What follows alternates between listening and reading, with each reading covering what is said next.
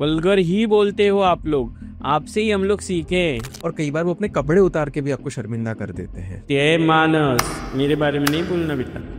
आप लोगों ने हम लोगों को बस झाड़ियों के पीछे या होटल्स में लॉज पे ले जा के हम लोगों को किस तरह से यूज़ किया, उसका गुस्सा हम लोगों में भरा है कि आप 100-200 दे के मेरा यूज़ कर लोगे।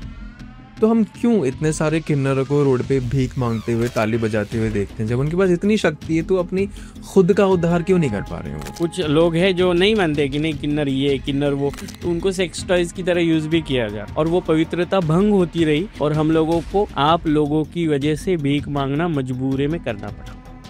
रुद्र तारक बोलकर वो थोड़ी ना किन्नर है, वो आदमी है। हाँ, वही मैं आपसे जानना चाह रहा हूँ कि वो चीज क्या है। वो एक ऐसा लड़का है जिसे लड़कों के साथ सोना पसंद है। मतलब अभी नहीं पहनी चप्पल, नहीं तो चप्पल से मारूंगी उसको मेरे सामने आके। मैं क्यों चैलेंज कर रही हूँ? क्योंकि उसकी औकात ही नहीं है किसी का चैलेंज एक्सेप्ट करने की। उन किन्नरों से मिलते हैं जो रोड पे ताली बजाकर भीख मांग रही होती है, वो थोड़े से वल्गर साइड में चले जाते हैं। अगर आप उनको नहीं दोगे तो आपको 10 गालियां देके चले जाएंगे। हम लोग वल्गर नहीं है, आप लोगों ने सिखाया हमें, ए जाबे छक्के क्या भीख मांग रहा है, हट्टा कट्टा काम कर। अगर मैं पढ़ी लिखी हूँ तो मुझे जो पता है वो मैं बताऊंगी। अगर मैं आज मैं पढ़ी लिखी नहीं होती ना तो मैं भी यहाँ पे बोलूँगी।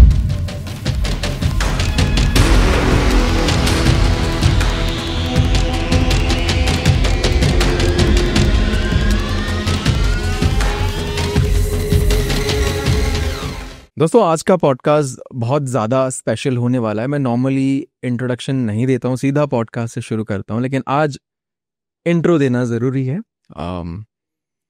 जिस पद पे वो बैठी हैं, जितना कुछ सोसाइटी के लिए वो कर रही हैं और आगे करने वाली हैं, तो मुझे लगता है कि बिना इंट्रो के शुरू करना उनके लिए डिसरिस्पेक्ट होगी।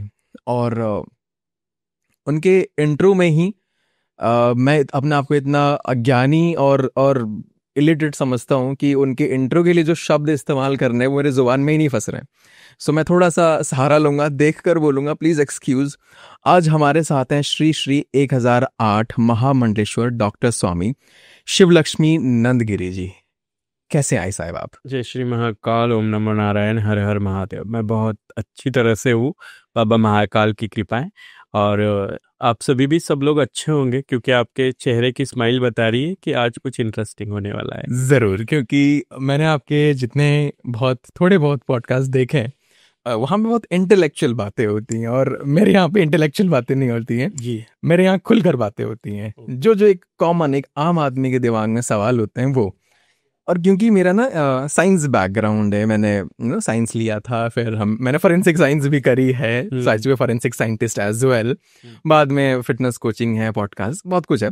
सो साइंस के पर्सपेक्टिव से ना थोड़ा सा मेरा दिमाग घूमता है कि यार कैसे, हाउ, है ना, थोड़े उस तरह के सवाल होंगे। शुरू करते हैं इस चीज से कि जब भी हम किन्नरों की बात करते हैं, हमेशा हमने एक बड़ा किन्नर देखा है, यानी एज हो चुकी है, उम्र हो चुकी है, यानी बड़ा हो गया है। कभी हमें समाज में छोटे किन्नर क्यों नहीं दिखते हैं? बचपन में कहाँ होते हैं किन्नर? उनके घर में। सबसे पहले ये बात समझिए, अगर आपने पहले बता दिया कि मैं साइंस का स्टूडेंट, हाँ जी, so I think you already know that कि XX XY एंड ये सारा होता है। हाँ जी, हाँ जी। तो 7 साल के बाद हार्मोनल इनबैलेंसिंग शुरू होती है जी। वो 13 साल में पता चलती है ना। 13 साल तक वो पता होता है कि अपने आप उसमें एक फेमिनाइन या मस्कुलाइन एक थोड़ी सी अलग सी झलक दिखाई देती है। और वो जो झलक है ना, वो उनके मम्मी पापा और रिश्तेदारों को ऑकवर्ड फील करवाती है कि देखो हमारे यहाँ पे इंडिया में आओ बहन चुगली करे वाले संस्कार है ना। और हम लोग सिर्फ औरतों को ही आओ बहन चुगली करे के संस्कारों से जोड़ते हैं, लेकिन आदमी लोग भी वैसे ही चुगलीखोर होते हैं। मतलब बच्चा थोड़ा सा फेमिनाइन दिख गया तो सपोज अजय विजय को शाम को पैक लेते वक्त बोलेगा कि अरे तेरा लड़का तो लड़कियों जैसा करता है, शर्म कर, तेरा नाम डूबेगा। और औरतें कहेगी कि तूने देखा रेखा का लड़का, वो तो लड़कियों जैसा डांस करता है। ये होता है हमारा बचपन, वहां से टॉर्चर शुरू होता है। और वो टॉर्चर जो होता है ना, धीरे धीरे हमें फैमिली से दूर करने लगता है। फिर हम लोग क्या करते कि मम्मी पापा कहते कि ये नहीं करना है, वो नहीं करना है, ऐसा नहीं करना है। जो चीज नहीं बोली जाती है ना वही की जाती है, राइट, है ना। लिपस्टिक लगाना, काजल लगाना, लड़कियों जैसा डांस करना, लड़कियों जैसे बातें करना। स्कूल में जाने के बाद भी लड़कों से ज्यादा लड़कियों के साथ उठना बैठना, टिफिन खाना, उनके साथ गप्पे करना, लड़कियों जैसा ही लड़कों को देखना, ये सारी चीजें वो हार्मोनल इनबैलेंसिंग की वजह से आगे ग्रो करती है। और जब फाइनली मम्मी पापा को लगता है कि नहीं अभी ये मेरा नाम 100% उबोएगा, एक तो मम्मी पापा घर से बाहर निकाल देते हैं या फिर जबरदस्ती उसको घर में रखा जाता है मार पीट के।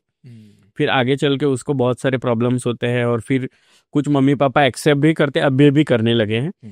लेकिन कुछ लोग ऐसे होते हैं जो हमारे जैसे किसी साड़ी वाले का सहारा लेते हैं और घर छोड़ के चले जाते हैं। आफ्टर 18 उनको पता है कि अभी मैं हो गया हूँ एज में, तो वो चले जाते हैं। वहां जाके फिर उनको सारी गुरु शिष्य परंपरा है किन्नरों में, वो परंपरा से वो जुड़ जाते हैं और फिर वो male to female transgender surgeries या ऑल इन सारी चीजों से गुजरते हुए अचानक से वो एक एज होती है 18 से आगे की, जो एज होती है ना, जो दुनिया समझने लगती है कि हाँ मैं क्या हूँ, तब वो घर छोड़ देते हैं और हमारे जैसे किसी को ज्वाइन हो जाते हैं। और उनको ज्वाइन होके फिर वो सारी में आप लोगों को अचानक से दिखते हैं, क्योंकि आपको साइंस के बारे में पता है। तो सबसे ज्यादा मेन ये है कि माँ पेट किन्नर कहा जाता है ना, तो हमारी कितनी आबादी है उसमें से करोड़ों में एक माँ पेट किन्नर पैदा होता है बिकॉज ऑफ फैक्ट्री मैन्युफैक्चरिंग में डिफेक्ट है कि नहीं। हाँ। तो हम लोगों को दोष दिया जाता है या मम्मी पापा या रिलेटिव्स से हम लोगों के लिए बातें की जाती है। हम लोगों को ना अपनी एक अलग जिंदगी जीनी होती है। कुछ लोग होते हैं जो मेल बॉडी में रह के भी फीमेल टाइप सारी चीजों को घर से बाहर होके एंजॉय करते हैं। लेकिन आप सिर्फ लड़कों के बारे में बोलते हो, लड़कियां भी है ना वैसी, फीमेल टू मेल सर्जरीज है, कितनी लड़कियां है टॉम बॉयज बन के घूमती है। लेकिन आप लोग सोचते हो कि ये हमारे वंश का दीपक है, तो लड़की का लड़का बने तो उसके लिए टॉर्चरिंग नहीं है। लेकिन लड़की से कोई लड़का से कोई लड़की बन जाए तो वहां से हमारा स्ट्रगल शुरू होता है। इसीलिए आपको ना बचपन से हम लोग नहीं दिखाई देते। हम एक एज तक पहुंचते हैं जहां हम खुद को आइडेंटिफाई करते हैं, देन आफ्टर हम आप लोगों में प्रेजेंट होते हैं। और मैं जिस शहर में रहती हूँ या जिस गली में रहती हूँ उसी जगह पे मैं किसी को नहीं पकड़ती हूँ, मैं गांव छोड़ के भाग जाती हूँ। मैं अपने लोगों के बारे में बोल रही हूँ कि मैं भाग जाती हूँ। फिर वहां जाके गुरु शिष्य परंपरा, फिर मैं एक फेमिनाइन बॉडी में फिट होने के लिए पूरी तरह से औरत बनती हूँ और फिर लोगों में अचानक से लक्ष्मी दिखने लगती है।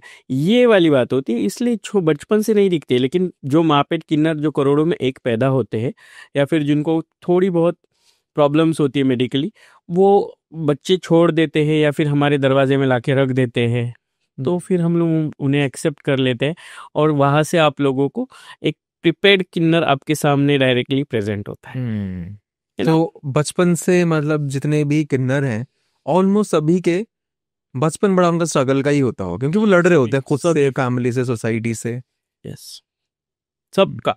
क्योंकि आप किसी भी एक बड़ी पर्सन, मैं तो एक बहुत छोटा सा तिनका हुई इस समाज में, लेकिन आप किसी भी बड़े बड़े सेलिब्रिटीज या किसी भी किन्नर समुदाय से रिलेटेड पर्सनैलिटीज को देख लीजिए। जैसे साउथ में बहुत सारी लीड एक्ट्रेसेस है जो ट्रांसजेंडर है, या फिर साउथ की मिस यूनिवर्स बनी है, मिस वर्ल्ड बनी है, ट्रांसजेंडर है हमारे ट्रांसजेंडर कम्युनिटीज में। वो वाली भी उनका स्ट्रगलिंग लाइफ रहा है, उन्होंने वो स्ट्रगल किया है। कोई भी आपको माँ बाप के साथ नहीं दिखेगा कि हाँ मेरे मम्मी पापा है। बहुत कुछ कम गिने चुने लोग हैं जो आपको उनके माँ बाप के साथ लास्ट तक दिखेंगे, या उनके माँ बाप जो पढ़े लिखे हैं या फिर वो फॉरवर्ड सोचते हैं। वो अपने बच्चों को बेटा तू जैसा है वैसा मुझे पसंद है, तू कैसा भी रहे लेकिन हमारे साथ रहे, दुनिया को क्या बोलना है वो हम लोग देख लेंगे। ये वाली टेंडेंसी रखने वाले तो अभी पैरेंट्स आए हैं, बहुत कम पेरेंट्स आए हैं। अदरवाइज आपको नहीं दिखाई देंगे वैसे पेरेंट्स, क्योंकि दुनिया की सोचने वाले लोग यहाँ पे हैं। मतलब कुछ मम्मी पापा होते हैं कि कुछ तो लोग कहेंगे, लोगों का काम है कहना, लेकिन बच्चे तू मेरे साथ ही रहना, ये वाले बहुत कम है। भाई साहब, जैसे कि मैंने कहा कि साइंस बैकग्राउंड से हूँ, लेकिन मैं हो तो इंडिया से, और इंडिया में क्या है ना कि चीज़ें थोड़ी थियोरिटिकली ज़्यादा पढ़ाई जाती है। तो हमने पढ़ तो लिया कि XXY क्रोमोसोम है, थोड़ा सा फेमिनिन कैरेक्टर है, बट उसका हमें फिनोटाइप नहीं पता। यानी फिजिकली जो प्राइवेट ऑर्गन्स होते हैं वो किस तरह से होते हैं। मतलब बचपन से, मतलब बहुत सारे बच्चे सोचते थे, मैं भी सोचता था कुछ लोग हमें बोलते थे यार इनके पास ना ऑर्गन होता ही नहीं है, फिर मैं बोलता तो करते कैसे होंगे यार, मतलब यूरिनेशन डेफिकेशन कैसे करते होंगे। तो ये सवाल मेरे दिमाग में अभी भी है कि होते तो हैं, but I want to know कि किस तरह के ऑर्गन होते हैं। होते हैं, जैसे लड़के के लड़कों को जैसे ऑर्गन होते हैं ना, उसी तरह के ऑर्गन होते हैं, लेकिन उनके हार्मोनल इनबैलेंस की वजह से, जैसे इरेक्शन होना, या फिर वो लड़की के साथ कंफर्टेबल नहीं होना, या फिर मैं बहुत खुल के बोलूंगी, जैसे आपको शीघ्रपतन या ये सारी चीजें हैं वो, या किसी किसी को तो स्पर्म्स की काउंटिंग ही नहीं होती है, या किसी को वो फीलिंग ही नहीं होती है, तो वो बचपन से ही ना उस बैकग्राउंड में रहे होते हैं, और उनकी मेंटेलिटी भी वैसी हो जाती है कि नहीं मैं लड़की टाइप हूँ तो मुझे ये नहीं करना है, मुझे वो नहीं करना है, तो उसी टाइप में हो जाते हैं। और कुछ लड़कियां ऐसी होती है कि बचपन से ही लड़कों वाली फीलिंग रखती है, टॉम बॉयज जो लड़कों जैसा ही रहती है। और कुछ कुछ अब हमारे इंडियन फैमिलीज में ज्यादातर मम्मियाँ क्या करती है, उनको पहला लड़का हो जाता है ना तो उसको कृष्णा भी बनाती है और राधा भी बनाती है, तो पहले संस्कार तो मम्मी से स्टार्ट हो जाते हैं, और फिर धीरे धीरे चल के फिर सोसाइटी हमें अलग तरह से करती है, लेकिन ऑर्गन्स सेम होते हैं। बस उसमें जो मर्दानगी होनी चाहिए ना, वो साइंटिफिकली कुछ कम होती है या फिर नहीं होती है। आप देखिए मानस जी, हर एक बॉय में कुछ फीमेल हार्मोन्स होते हैं और कुछ मेल हार्मोन्स, जिसको हम बोलते हैं एस्ट्रोजन और टेस्टोस्टेरोन्स। ओके, तो एस्ट्रोजेंस और टेस्टोस्टेरोन्स का क्या होता है कि मेल बॉडी में भी होते हैं, फीमेल में भी होते हैं। फीमेल में अगर मेल ज्यादा है और फीमेल कम है तो वो लड़की थोड़ी सी मर्दाना बन जाती है, और बॉयज में अगर फीमेल वाले ज्यादा है और लड़की वाले ज्यादा है और मेल वाले कम है तो वो थोड़ा सा शाई टाइप में हो जाता है, मतलब वो नहीं पापा ये वाला कैरेक्टर हो जाता है। तो यही कैरेक्टर आगे बन के शिवलक्ष्मी बन जाता है ना। तो साइंटिफिकली ये समझना जरूरी है कि वो सारी चीजें तो है, लेकिन आप अगर साइकोलॉजी की बात करो ना, तो साइकोलॉजिकली भी आप एक बात समझना चाहिए जरूरी लोगों ने, हमारा बैकग्राउंड जो होता है ना, उस बैकग्राउंड का भी हमारे ऊपर असर होता है, या फिर हमारे एटमॉस्फेयर में जो चीजें हो रही है ना उसका भी हमारे दिमाग के ऊपर असर होता है। और सपोज मैं तो बचपन में सारी लड़कियों में बड़ी पड़ी बली हूँ, तो मैं छोटी से लेके बड़ी होने तक, जब तक मुझे समझ में आने लगा था तब तक बुआ की लड़की, चाचा की लड़की, मामा की लड़की, टेनेंट्स की लड़की, इनमें उठना बैठना, टिफिन खाना, डांस करना, इन सारी चीजों की वजह से ना मैं उनकी तरह सी कि ये ऐसी करती है ना तो मैं भी ऐसे करूंगी, तो ये वाला बात हो जाता है। और लड़कों में कम रहना तो वो दिमाग पे असर करने लगता है।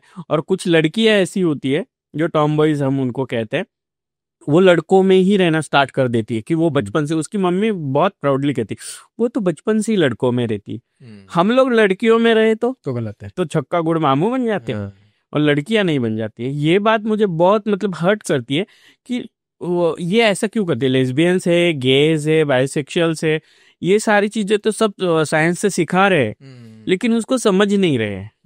इसको समझना बहुत जरूरी है। अच्छा, बचपन में एक हद तक तो आपको समझ ही नहीं आ रहा होगा कि मैं दूसरों से अलग हूँ। वो ट्रांजिशन पॉइंट क्या था जहाँ पे आपने रियलाइज करना शुरू करा कि यार मैं थोड़ी सी अलग हूँ?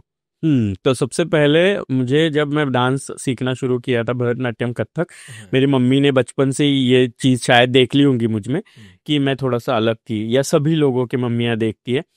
उसके बाद धीरे धीरे ना लड़कों के साथ बात करना मतलब शर्माने वाला लगता है कि नहीं मैं लड़कों के साथ नहीं। फिर यूरिनल्स के लिए जाना, या फिर हम वॉशरूम्स के लिए खड़े रहना बैठना, ये सारी चीजें जो है वो थोड़ा सा हमें शाय फील कराता है कि नहीं वो लड़का है, नहीं उसके सामने, तो वो वाला जो फीलिंग आ जाता है ना, फिर वो थोड़ा अलग करने लगता है लड़कों से। फिर लड़कियों में बैठ के बातें कि वो कितना मस्त दिख रहा है ना, ये वाली बातें शुरू हो जाती है। जैसे गेज होते हैं ना बचपन से, तो उनको अट्रैक्शन होता है उस चीज का, समझा? सेम सेक्स अट्रैक्शन तो होता है, लेकिन जब वो ट्रांसजेंडर बन जाती है तो वो सेम सेक्स अट्रैक्शन सेम नहीं रहता है ना। वो एक्चुअली में क्या होता है कि सबसे पहले बचपन हमारा जो है एक ऐसे पॉइंट पे आ जाता है जहां पे आपको पता है 13 साल में लड़की सयानी हो जाती है, उसी तरह लड़का भी सयाना हो जाता है। और बहुत सारी चीजें लड़कों को दोस्तों से पता चलती है। जब दोस्तों से कुछ चीजें पता चलना शुरू होता है तब उस चीज के लिए जो शर्माना स्टार्ट कर देता है ना, वो फेमिनाइन होता है कि नहीं मैं लड़कों में नहीं बैठ सकता, मुझे लड़कों में नहीं बैठना है, या मेरे दोस्त नहीं है, मुझे पतंग नहीं उड़ाना है। ये वाली चीजें जब समझना स्टार्ट हो जाता है ना, तभी से दिमाग पे ये असर शुरू हो जाता है कि नहीं मैं उनकी तरह नहीं हूँ, मैं कुछ अलग हूँ। नहीं, मुझे तो इसकी तरह मुझे मानस की तरह नहीं रहना है, मुझे मानस की तरह नहीं बैठना है, मुझे तो इसकी तरह लड़की की तरह उठना है, बैठना है। या मैं इस ड्रेस में कैसे दिखूंगी, मैं काजल लगाऊँ तो कितनी सुंदर लगूंगी, मैं लिपस्टिक लगाऊँ तो मैं कितनी अच्छी दिखूंगी। ये वाली फीलिंग शुरू हो जाती है आफ्टर 13। फिर धीरे धीरे हमारा माइंड का जो सारी चीज़ें हैं वो भी ग्रो करती है, हमारा बॉडी भी ग्रो करता है। और जैसे जैसे बॉडी ग्रो करता है वैसे अट्रैक्शन होता है ना, मेल फीमेल वाला अट्रैक्शन, वो अलग तरह से बिल्ड होता है कि नहीं, मुझे लड़कियां नहीं पसंद है, वो मेरी तरह है, हाँ मुझे वो लड़का पसंद है। ये वाली चीज़ जो होती है फीलिंग, वो आफ्टर 13 लड़कियों को भी समझ में आती है, उसी तरह हमको भी समझ में आ जाती है, हर लड़के को समझती है। क्या बात है। अच्छा, अब मैं एक चीज़ पूछूंगा, ये मैंने काफ़ी से पूछने की कोशिश करी है, बट पहली बार होगा कि मैं किसी किन्नर से उनके मुंह पे ही सवाल पूछ रहा हूँ। हमने सोसाइटी ने जो ये चीज़ें दे रखी हैं कि छक्का बोलना या फिर मीठा बोलना, ये इनके पीछे का वो क्या है, मतलब कहाँ से निकल कर ये चीज़ें आती हैं? ये तो लोगों से ही निकल के आई, क्योंकि किन्नरों को सनातन धर्म में पहले से स्थान है। आप देखिए सनातन धर्म में किन्नरों के सारी किताबों में आपको उल्लेख दिखेंगे। आप फिर आप सिर्फ महाभारत या रामायण तक सीमित ना रहे, सुश्रुत संहिता में जाए, गर्ग संहिता में जाए, या आप गरुड़ पुराण में भी इसका वर्णन है, तथागत भगवान गौतम बुद्ध की महाकारुणिक कथाओं में है, पाली भाषाओं की कथाओं में है। आप बुद्ध से रिलेटेड चीज़ों में अगर पढ़ोगे, महामाया जी की प्रजनन अवस्था में भी किन्नरों का उल्लेख है, नारायण संहिता में भी है, श्रीमद् भागवत पुराण में है, आप शिव महापुराण में है, सारी चीजों, दुर्गा सप्तशती में भी है। इन सारी जगहों पे किन्नरों का वर्णन है। बिकॉज ऑफ कुछ चीजें मैं आपको पॉइंट ऑफ करूंगी। देखिए, अगर शिखंडी नहीं होते तो महाभारत कंप्लीट नहीं होती। करेक्ट, ये बात आपको माननी पड़ेगी, क्योंकि ये लिखित में है ना, मैं तो अपने दिल से नहीं बता रही, ये लिखा हुआ है। सेकेंड थिंग, लोगों ने कहा था कि भगवान राम ही नहीं है, तो राम सेतु कहाँ से आया, लंका कहाँ से आए, रावण कहाँ से आया? मिले ना, राम सेतु के सारे अवशेष मिले जी। मतलब राम थे तो किन्नर भी थे, बिकॉज मंगलमुखी बनने का आशीर्वाद रामायण में प्रभु श्री रामचंद्र जी ने दिया। देन आफ्टर महाभारत में भी शिखंडी जी का वर्णन आया। महाभारत में ही लोगों को ज्यादातर ये बात पता नहीं है, अर्जुन जी जो इतने बॉडी बिल्डर थे या इतने शक्तिशाली थे, फिर भी वो अज्ञातवास में बृहन्नला नाम की नर्तकी का रूप लेकर रहे थे। बृहन्नला का नाम तो सुना है। बृहन्नला कौन थी? वो अर्जुन जी थे। उसका भी वर्णन लिखित में है। मतलब क्रॉस ड्रेसर बने थे कि नहीं? हाँ जी, राइट है ना। वो क्रॉस ड्रेसर बने थे, इट मीन्स वापस एलजीबीटीक्यू के अम्ब्रेला के नीचे वापस वो वाली चीज आ गई। देन मोहिनी स्वरूप के बारे में आपने पढ़ा होगा। अगर मोहिनी स्वरूप ही नहीं होता तो आज कुंभ ही नहीं हो रहे होते। यानी धार्मिकता का, सनातन का इतना बड़ा पर्व ही हम लोगों को देखने नहीं मिलता। फिर लोग कहते हैं फिर ब्रिटिशर्स ने बहुत सारी चीजें की, या ये किया वो किया, वो बहुत बाद में है। सनातन धर्म में किन्नरों का तब से उल्लेख है जब ब्रह्मा जी ने सृष्टि का निर्माण करते वक्त सबसे पहले कमंडलू से किन्नर का जन्म दिया। किन्नर का जन्म देने के बाद उन्होंने देखा, किन्नर सृष्टि तैयार की, लेकिन किन्नर तो नपुंसक है। क्योंकि एक किन्नर को पैदा तो मैंने किया जिसमें स्त्री और पुरुष दोनों तत्व है, लेकिन ये किसी बच्चे को नहीं जन्म दे सकते हैं। तो उन्होंने किन्नर और किन्नरी दो निकाल दिए उनमें से। फिर किन्नर और किन्नरी वापस नपुंसक, वो फिर भी अपनी सिस्टम आगे नहीं बढ़ा रहे। फिर उन्होंने क्या किया, किन्नरी से स्त्री और किन्नर से पुरुष बाहर निकाल लिए, और स्त्री पुरुष के संग से सृष्टि का निर्माण आगे चला। इट मीन्स ये बात लोगों को समझनी चाहिए कि तब ब्रह्मा जी के कमंडलू से निकले हुए किन्नर देवता उन्होंने शिव जी को दे दिए उनके गणों के स्वरूप में। इट मीन्स हम तब देव, दानव, यक्ष, गंधर्व, किन्नर जो सृष्टि पर आए वो सेवक उपदेवताओं में गिने गए, जिनकी उपदेवताओं की श्रेणी आज भी कायम है। सारे वेदों में, उपनिषदों में, पुराणों में, धर्मशास्त्रों में, पौराणिक कथाओं में और बहुत सारी पुस्तकों में इसके बारे में लिखा गया है। मतलब हम लोगों के बारे में पहले से लिखा हुआ है। दैट्स वाई अभी जो लोगों में चीजें चल रही है वो तब से थी। आपको मानना ही नहीं था। फिर आप लोगों ने यहाँ आके क्या किया कि नहीं, जेंडर इक्वेलिटी, स्त्री पुरुष ये वाली सब चीजें कर ली, लेकिन हमारा जो था पृथ्वी, उस पे आप लोग आए हो, हम लोग नहीं आए, है ना। ये पृथ्वी हमारी, राइट, क्योंकि हमारे लिए इसका निर्माण हुआ था। और फिर हमारे में से ही एक मानस को निकाल लिया, एक शीशा को निकाल दिया, और वो आदमी और औरत बन गए। और हम बहुत भाग्यशाली है कि भगवान ने 84 लाख यूनिस के बाद स्त्री या पुरुष का जन्म होता है, यानी मानव का जन्म होता है। हम लोग कितने लकी है, देखे, स्त्री और पुरुष दोनों की फीलिंग्स एक साथ हम लोग जी रहे हैं। मतलब कितने स्पेशल है हम लोग, भगवान ने चुन के बनाया है ना। ये फीलिंग्स भी तो भगवान देता है। क्योंकि साइंस के थ्रू अगर आप जाओ, साइकोलॉजी के थ्रू अगर आप जाओ, तो मैं भी साइकोलॉजी की स्टूडेंट हूँ, तो मैं बताऊंगी कि हाँ, मेंटेलिटी पे असर होता है। मल्टीपल डिसऑर्डर्स के भी, मल्टीपल पर्सनैलिटी डिसऑर्डर के भी केसेस है, लेकिन वो आजू बाजू का हमारा एटमॉस्फेयर देख के होने वाले असर है ना। किसी के माइंड को मैनिपुलेट करना अलग चीज है, लेकिन मेरे दिल में जो चल रहा है या मेरे हार्मोन्स में जो खोल रहा है ना, उसको मैनिपुलेट करना इतना आसान नहीं है। पहले बच्चा ऐसा हो जाता है तो वो मम्मी पापा कहते हैं इसको साइकेट्रिस्ट के पास लेके चलो, फिर इसमें कोई प्रॉब्लम होगा।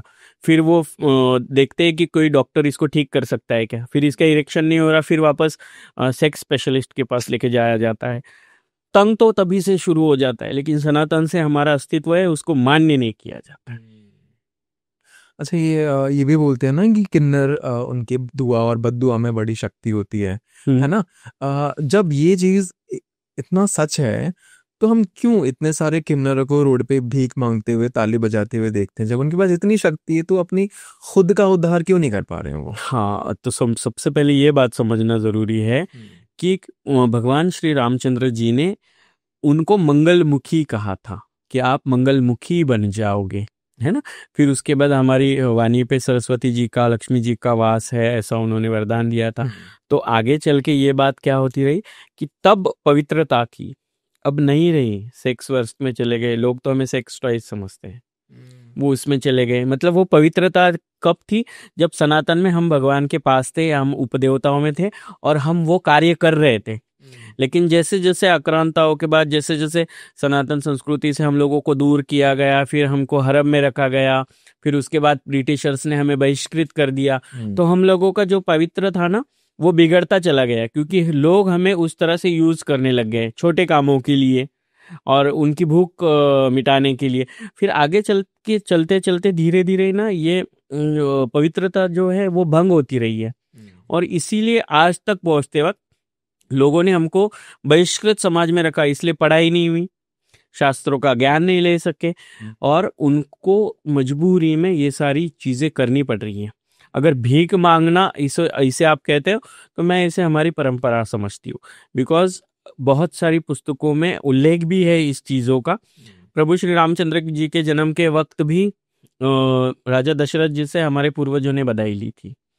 उसके बाद श्री कृष्ण जी के जन्म के वक्त भी महाराजा नंद से बधाई ली गई थी। मतलब बधाई ये हमारा ट्रेडिशन था, बिकॉज यक्ष, गंधर्व और किन्नर ये कलाकार थे जो मनोरंजन करके लोगों को दुआएं देते थे, या कला का सादरीकरण करके उनको मनोरंजित करके फिर उनसे दक्षिणाएं लेते थे, और वो आगे चलते चलते भीख बन गई। फिर भी जो लोग हमें नाम रखते हैं या भीख के लिए बोलते हैं ना, वही लोग बच्चा पैदा होने के बाद हमें बुलाते हैं, हल्दी में हमें बुलाते हैं, शादी में हमें बुलाते हैं, इनॉग्रेशंस में हमें बुलाते हैं, है ना। आज भी बुलाते तो है। कुछ लोग हैं जो नहीं मानते कि नहीं, किन्नर ये, किन्नर वो। हाँ, मतलब उनको क्या होता है, उनको एक रूम, 4 दीवारियों में रूम के अंदर किन्नर चलते हैं बॉयज को। आजकल मतलब तो थोड़ा सा 95 के पहले की दुनिया में तो चलता था सब, अभी 95 के बाद तो एसी रूम्स में किन्नरों को आराम से लेके जाते हैं, क्योंकि किन्नर लड़कियों से ज्यादा सुंदर सुंदर दिखते हैं, तो उनको सेक्स टॉयज की तरह यूज भी किया जाता है। बहुत सारे लोग उसका यूज अलग तरह से कर रहे हैं, और वो पवित्रता भंग होती रही। और आज ऐसी बात है कि पढ़ाई नहीं, भगवान के पास जाने के लिए रोक टोक, बंदी, ये सारी चीजों की वजह से हमारा पवित्र भंग हुआ, और हम लोगों को आप लोगों की वजह से भीख मांगना मजबूरी में करना पड़ा। अगर मैं पढ़ी लिखी हूँ, मैं तो नहीं जाती हूँ, लेकिन हमारी परंपराओं में तो बधाई है, हमारी परंपराओं में आशीर्वाद देना है, लेकिन फिर भी लोगों को ये मानना नहीं, लोग हमें भिखारी ही कहेंगे।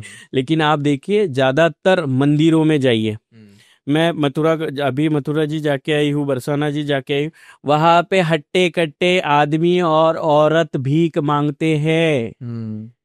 उनको क्यों नहीं कुछ बोला जाता है? सिर्फ हम लोग तो नाच गा के मांग रहे हैं ना, तो हमें भिखारी क्यों कहा जा रहा है ना? हमारे बारे में ही बातें होती है, गॉसिप्स होते हैं, ये रूमर्स फैलाई गए हैं। लेकिन किन्नरों को छोड़ के जो आदमी और औरतें हट्टे कट्टे, अभी मैंने दिल्ली की सड़कों पे भी देखा है कि कुछ कुछ ट्रैफिक सिग्नल्स पे लड़के लड़कियां, अच्छे अच्छे आदमी, अच्छी अच्छी औरतें, छोटे छोटे बच्चे लेके भीख मांग रही है। वो तो घर का काम करके भी तो गुजारा कर सकते, किन्नरों को तो काम पे नहीं रखते हो आप लोग, क्योंकि आप लोग हमें अपना समझते ही नहीं हो ना। तो ये बातें आगे चलते चलते ऐसी हो गई और हम लोग अपनी धार्मिकता से दूर होते गए और भगवान से भी हमारा रिश्ता दूर होता चला गया, और मजबूरी में हमसे ये सारी चीजें करवाई गई। हम कोई दिल से नहीं करता है, मुझे भीख मांगना अच्छा थोड़ी लगेगा, लेकिन आप लोग करवा रहे हो। अच्छा, आप इतनी वेल स्पोकन है, इतना अच्छा बोलती हैं, लेकिन आप जैसे लोगों से हमारा इतना एक्सपोजर नहीं होता है। हम लोग रोज आई साहब को नहीं मिलते, हम लोग रोज उन किन्नरों से मिलते हैं जो रोड पे ताली बजाकर भीख मांग रही होती, जिनको हमने भीख का नाम दे दिया। तो ऐसा क्यों होता है कि वो थोड़े से वल्गर साइड में चले जाते हैं? यानी अगर आप उनको नहीं दोगे तो आपको 10 गालियां देके चले जाएंगे, और कई बार वो अपने कपड़े उतार के भी आपको शर्मिंदा कर देते हैं। हाँ। तो वो उस साइड में क्यों जा रहे हैं? क्या वो तब भी सही है जो वो कर रहे हैं? आप एक बात समझिए सबसे पहले मानस जी, कि आप जब किसी को जॉब पे रखते हो, आपका बॉस आपको तंग करता है ना? हाँ। कुछ चीजें ये आपको आज कंप्लीट करना है, अगर आप ये कंप्लीट नहीं करोगे तो आपका ये, नहीं तो आपको ओवर टाइम करना है, वरना आपकी सैलरी नहीं मिलेगी। सेम थिंकिंग, मुझे मेरे पेट के लिए अगर मैं मांगूंगी नहीं तो खाऊंगी नहीं, खाऊंगी नहीं तो फिर मैं आगे बढ़ूंगी नहीं, ये वाली भी एक फीलिंग है। सेकेंड थिंग हम लोगों में ये वाली है कि मुझे कोई आके बहुत अच्छी तरह से बोल के चला जाता है कि हाँ कुछ काम धंधा कर लो, अट्टा कट्टा है, तो तुम्हारे घर पे काम दे दो, तुम काम ही नहीं दोगे। तो मेरे अंदर दिमाग में क्या बैठ गया है कि ये लोग मुझे तिरस्कार करते हैं, तो मेरे अंदर भी वो तिरस्कार कूट कूट के भर चुका है, क्योंकि आप लोग उसी तरह से बोलते हो, वल्गर ही बोलते हो आप लोग, आपसे ही हम लोग सीखे हैं, हम लोग वल्गर नहीं है, आप लोगों ने सिखाया हमें। ए जाबे छक्के, क्या भीख मांग रहा है, अट्टा कट्टा है, काम कर, आप ही गाड़ी में बिठा लो, आप ही काम दे दो, कहीं पे काम पे लगा दो, आप पढ़ाई लिखाई करा दो हमारी। कॉलेज स्कूल्स में तो आप लोग हमें रहने नहीं देते हो, तो पढ़े लिखे नहीं है, तो हम लोग, क्या होता है इलिटरेट होने की वजह से ना, आपको पता है एक पढ़ा लिखा आदमी और एक बिना पढ़ा लिखा आदमी, इन दोनों की मेंटेलिटी में बहुत चेंजेस होते हैं। पढ़ा लिखा आदमी समझ सकता है, मैं, आपने बोला कि आप अच्छी बोलती, मुझे नहीं लगता मैं अच्छी बोलती हूँ, बिकॉज मेरे एक्सपीरियंस बोलते हैं। अगर मैं पढ़ी लिखी हूँ तो मुझे जो पता है वो मैं बताऊंगी, अगर मैं पढ़ी लिखी नहीं होती ना, तो मैं भी यहाँ पे बोलती है मानस मेरे बारे में नहीं बोलना बेटा, ये वाली चीज है। क्योंकि मेरे दिमाग में वो मेंटेलिटी जो मेरी है ना, वो आप लोगों ने चेंज करके रखी है। मैं पढ़ूंगी तो मुझे प्रोफेशनलिटी समझेगी, अगर मैं प्रोफेशनल बनूंगी तो मुझे पैसों की, अर्निंग्स की चीज़ें समझ में आएगी, तब मुझे समझ में आएगा कि मुझे समाज में किस तरह से पढ़ना है, बढ़ना है। अगर मैं नहीं पढ़ूंगी तो मुझे अपने पेट के लिए अगर आप कुछ नहीं दोगे तो मुझे आपके ऊपर गुस्सा आएगा, फिर मैं गालियाँ दूंगी, ये करूंगी। लेकिन ज़्यादातर किन्नर ऐसे होते हैं जो कभी गालियाँ नहीं देते हैं, जो सच में भगवान से रिलेट करते हैं, या सच में उनको लगता है कि मेरा आशीर्वाद आपके लिए फलित होना चाहिए, वो गालियां नहीं देंगे। आप 10 रुपए दो फिर भी वो कहेंगे कि बाबू तेरा भला हो, आप 100 दो फिर भी कहेंगे बाबू तेरा भला हो, आप नहीं दोगे तो कहेंगे ठीक है बाबू भला हो, अगली बार दे देना। ये वाली किन्नर कैटेगरी है हमारी। लेकिन लोगों ने हमारे अंदर इतना गुस्सा भर भर के ठूस दिया है ना, कि हम लोगों का वो गुस्सा कभी ना कभी फूटता है।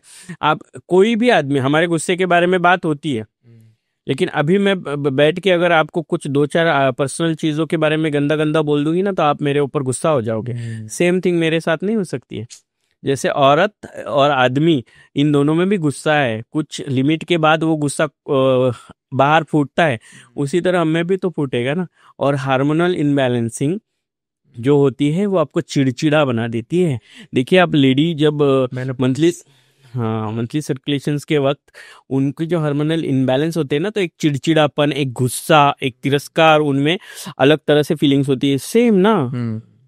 क्योंकि मैं जब लोगों को कोचिंग देता हूँ, फिटनेस की कोचिंग देता हूँ, हेल्थ की कोचिंग देता हूँ, तो मेरे पास कई सारी ऐसे लेडीज हैं जो अपने लेट 50s में हैं, जो 50s हिट कर रही हैं, उनको मेनोपॉज शुरू हो गया, यानी पीरियड्स खत्म हो, एक एज के बाद खत्म होनी है, खत्म हो तो उसका एक जाएंगे। प्रोसेस रहता है, सालों तक वो चलता रहता है। हाँ हाँ, तो बहुत इरिटेशन होती है, पेन होता है, कभी ब्लीडिंग आई बहुत ज्यादा, कभी आई आई तो नहीं। कितना होता है, और ये तो आपके साथ नॉर्मल ही हो रहा है। हाँ, बस मैं यही कहना चाह रही हूँ। अगर ये आप सोच रहे हो तो मैं सामाजिक दृष्टि से आपको बता रही हूँ कि हमारे अंदर कैसे कूट कूट के आप लोगों ने गालियां भर दी है। आप लोगों ने हम लोगों को बस झाड़ियों के पीछे या होटल्स में लॉज पे ले जा जा के हम लोगों को किस तरह से यूज किया, उसका गुस्सा हम लोगों में भरा है कि मैं एक सेक्स टॉय बन चुकी हूँ आप लोगों के लिए, कि आप 100-200 दे के मेरा यूज कर लोगे। सेम थिंग औरतों में भी ये सारी चीजें हैं, लेकिन औरतों का आप बोलते हो कि उनका मेनोपॉज है या फिर हार्मोनल इनबैलेंसिंग की वजह से। अरे हम लोगों में कितना हार्मोनल इनबैलेंस हो रहा है, तो हमारा गुस्सा नहीं फूटेगा? हम लोग कभी एकदम प्यार से हो जाते हैं और अचानक से मतलब बाबू से है इस पे आ जाते हैं। ये होता है ना हमारे अंदर का मेंटेलिटी, क्योंकि हमारा भी गुस्सा फूटता है, हमारे भी हार्मोन अलग तरह से लेवल नहीं कर पाते हैं, तो वो हम लोगों में साइंटिफिकली हम लोगों में जो हो रहा है वो बाहर निकलता है।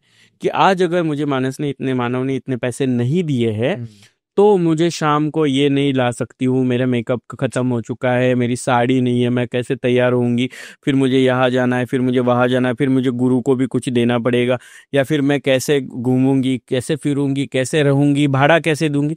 ये सारी दिमाग में भरी हुई चीजें है ना, वो गुस्से के स्वरूप में बाहर आ जाए। अच्छा, क्यों आई साहेब पढ़ पाई, क्यों वो अपने आप को एजुकेट कर पाई, लेकिन ज्यादातर किन्नर क्यों नहीं कर पा रहे? आपको ऐसा क्या मिला जो उनको नहीं मिल रहा है? सबको मिलता है, बस समझने वाली इंसान कौन है इसके ऊपर डिपेंड करता है। जब तक मम्मी थी, तो मेरी मम्मी ने मुझे बहुत, तो मेरी मम्मी को तो 7th 8th में ही मैंने बता दिया था मुझे एक लड़का पसंद आता था। तो मैं मम्मी को बोलती थी कि मम्मी मुझे लड़की पसंद नहीं आती, मुझे वो लड़का बहुत पसंद आता है, मैं उसको देखती हूँ ना मैं बहुत शर्माती हूँ, वो मेरे सामने आता है तो मुझे अलग फील होता है। तो मम्मी बोली कि अरे लड़का लड़के को पसंद करता है, इसका मतलब ये है कि तेरे अंदर कुछ अलग है बेटा, तू स्पेशल है। देख तू रास्ते पे भी डांस कर ले, तू आज इतना अच्छा डांसर है, तू आगे चल के तू रास्ते पे भी डांस कर ले तो तू पैसा कमा लेगा, लेकिन बेटा भीख मत मांगना, तू जैसा भी है मेरा लड़का है। ये मेरी मम्मी ने समझा। मेरी मम्मी ने मुझे एक बात सिखाई थी कि जितना पढ़ेगा उतना आगे बढ़ेगा। और ये बात है ना, आगे चलते चलते जब मम्मी गुजरी तब तो मैं एसवाई में थी, 2nd ईयर था तब मेरा। तो मैं मम्मी जाने के बाद भी मैंने एग्जाम्स दी, मम्मी जाने के बाद भी ग्रेजुएशंस किया मैंने, उसके बाद भी मैंने सोचा कि नहीं मुझे अभी मेरा बीए हो गया, अभी मुझे एमए भी करना है। उसके बाद मुझे लगा कि नहीं, मैंने डीएड कर लिया, मुझे बीएड भी कंप्लीट करना चाहिए, तो मैं तो बाहर से भी कर सकती हूँ, तो मैंने वो भी कर लिया। तो मुझे आगे चल के लगा कि नहीं मुझे और कुछ करना है। मैं पढ़ती गई, आज भी मैं पढ़ रही हूँ, और मुझे लगता है कि ये मेरी मम्मी की वजह से, कि उन्होंने ये बात समझाई मेरे दिमाग में कि तू पढ़ेगा तो आगे बढ़ेगा। और यही समझाने के लिए मेरी जो अलग बहुत सारी बहनें हैं, वो बहुत कम एज में घर से बाहर चली जाती है, या मम्मी या पापा से जो टॉर्चर होता है ना, भाई बहनों से या रिश्तेदारों से जो टॉर्चर होता है ना, उसकी वजह से वो पढ़ना बिढ़ना छोड़ के बाहर चले जाते हैं। या फिर सबसे ज्यादा टॉर्चर होता है स्कूल में, चक्का गुड़ मामू, मेरे थोड़ी थोड़ी बातों के ऊपर से भी मेरे दोस्त मुझे चक्का गुड़ मामू रिवर्स ऐसी चीजें बोलते हैं ना, तो मुझे 4 लोगों में शर्म आती है। तो फिर मुझे लगता है कि नहीं मुझे स्कूल नहीं जाना है, क्योंकि वहां पे मुझे चिढ़ाते हैं, वहां मुझे तंग करते हैं, और मैं लड़कियों के साथ उठता बैठता हूँ तो फिर बाकी के लड़के मुझे लड़कियों की तरह ट्रीट करते हैं। तो मुझे ये नहीं करना है, इसीलिए वहां मेरी पढ़ाई खत्म हो जाती है। और घर छोड़ने के बाद तो मुझे पढ़ना लिखना तो नहीं करना है, क्योंकि मेरी जिंदगी अलग तरह से स्टार्ट हुई। लेकिन आजकल हमारे जो गुरु लोग हैं, हमारे जो नायक से, हमारे जो हेड से, वो लोग इतने समझदार हो चुके हैं, और वो इतने पावरफुल हमारे हम सबको लीड कर रहे हैं, कि वो हम लोगों को अगर घर छोड़ के हम लोग आते हैं ना, तो हमें कहते हैं कि तू पहले पढ़, तू पढ़ेगी तो कहीं पे तुझे नौकरी पे लगा दूंगी। तो बहुत सारी जगह पे नौकरी पे हम लोग अभी लगने लगे हैं, बहुत सारी जगह पे वर्कर। आप देखो हम लोगों में प्रोफेसर है, हम लोगों में प्रिंसिपल है, हम लोगों में डॉक्टर्स है, हम लोगों में एडवोकेट्स है, हम लोगों में टीचर्स है। हम लोगों में अभी सारी फील्ड में हम लोग काम कर रहे हैं बिकॉज ऑफ हमारे गुरु, हमारे नायक लोग, जिन्होंने हमें ये इंस्पिरेशन दिया कि नहीं, अभी हम ही तेरे माँ बाप है, अभी तुझे पढ़ना है बेटा, भीख मांगने से अच्छा तू, हम जैसा भीख मांगने से अच्छा तू पढ़ लिख ले। हाँ, जो नई पढ़ाई में दिमाग जिनका नहीं लगता है तो ठीक है बेटा, नहीं कर रहा ना तो हमारा जो भी परंपरा है उसको तो फॉलो कर। ये ढोलक है, तुझे यहाँ बस्ती करना है, यहाँ बधाई करना है, ये खत्म। ये वाला पढ़ाई का जो पार्ट आता है ना, वो माँ बाप के बाद हमारे गुरु लोग हैंडल करते हैं। और जिनको पढ़ने में इंटरेस्ट है वो पढ़ रहे हैं और आगे बढ़ रहे हैं, जिनको पढ़ने में इंटरेस्ट नहीं है वो भी सोशल वर्क के थ्रू बधाई या ढोलक से भी वो लोग एक अलग तरह से लोगों में ऐसी चीजें फैला रहे हैं कि जिसकी वजह से लोगों में हमारे प्रति अभी प्यार बढ़ रहा है। वहाँ हमारी पढ़ाई खत्म हो जाती है जब हम घर छोड़ देते। लेकिन गुरु लोग और कोई इंस्पिरेशन अगर करता है, इंस्पायर करता है तो हम लोग कर लेते हैं। क्या बात है। अच्छा, जब बचपन की मैं आपकी बात कर रहा हूँ, जब आपको लड़कों से शर्म आती थी, आप अट्रैक्टेड फील करते थे, आपने कहा कि मैं लड़कियों में रहा करता था उस वक्त, क्योंकि मेरा लड़का था, मतलब टेक्निकली। Yes sir. तो तब लड़कियां, उनका क्या था आपको लेकर कि यार हमारे साथ ही क्यों रहता है, ऐसा कुछ था या फिर कैसे वो करती थी? मेरी तभी की दोस्त है ना स्कूल्स की, हाँ। अभी तक है मेरी दोस्त। अच्छा। और आज मेरी दोस्त मुझे कहती है, मतलब मैं कहूंगी कि मेरे मुझे लड़कों के नाम पूछोगे ना तो शायद एक दो मुझे याद आएंगे, लेकिन लड़कियों के नाम पूछ लो मैं पूरी क्लास की लड़कियों के नाम बता दूंगी, इतनी मैं लड़कियों में मैं उठी बैठी हूँ। तो मेरी एक दोस्त थी, साइली नाम था उसका, आज भी वो मेरी दोस्त है, आज भी मेरे टच में है, मुझे मिलती है, कॉल्स पे है।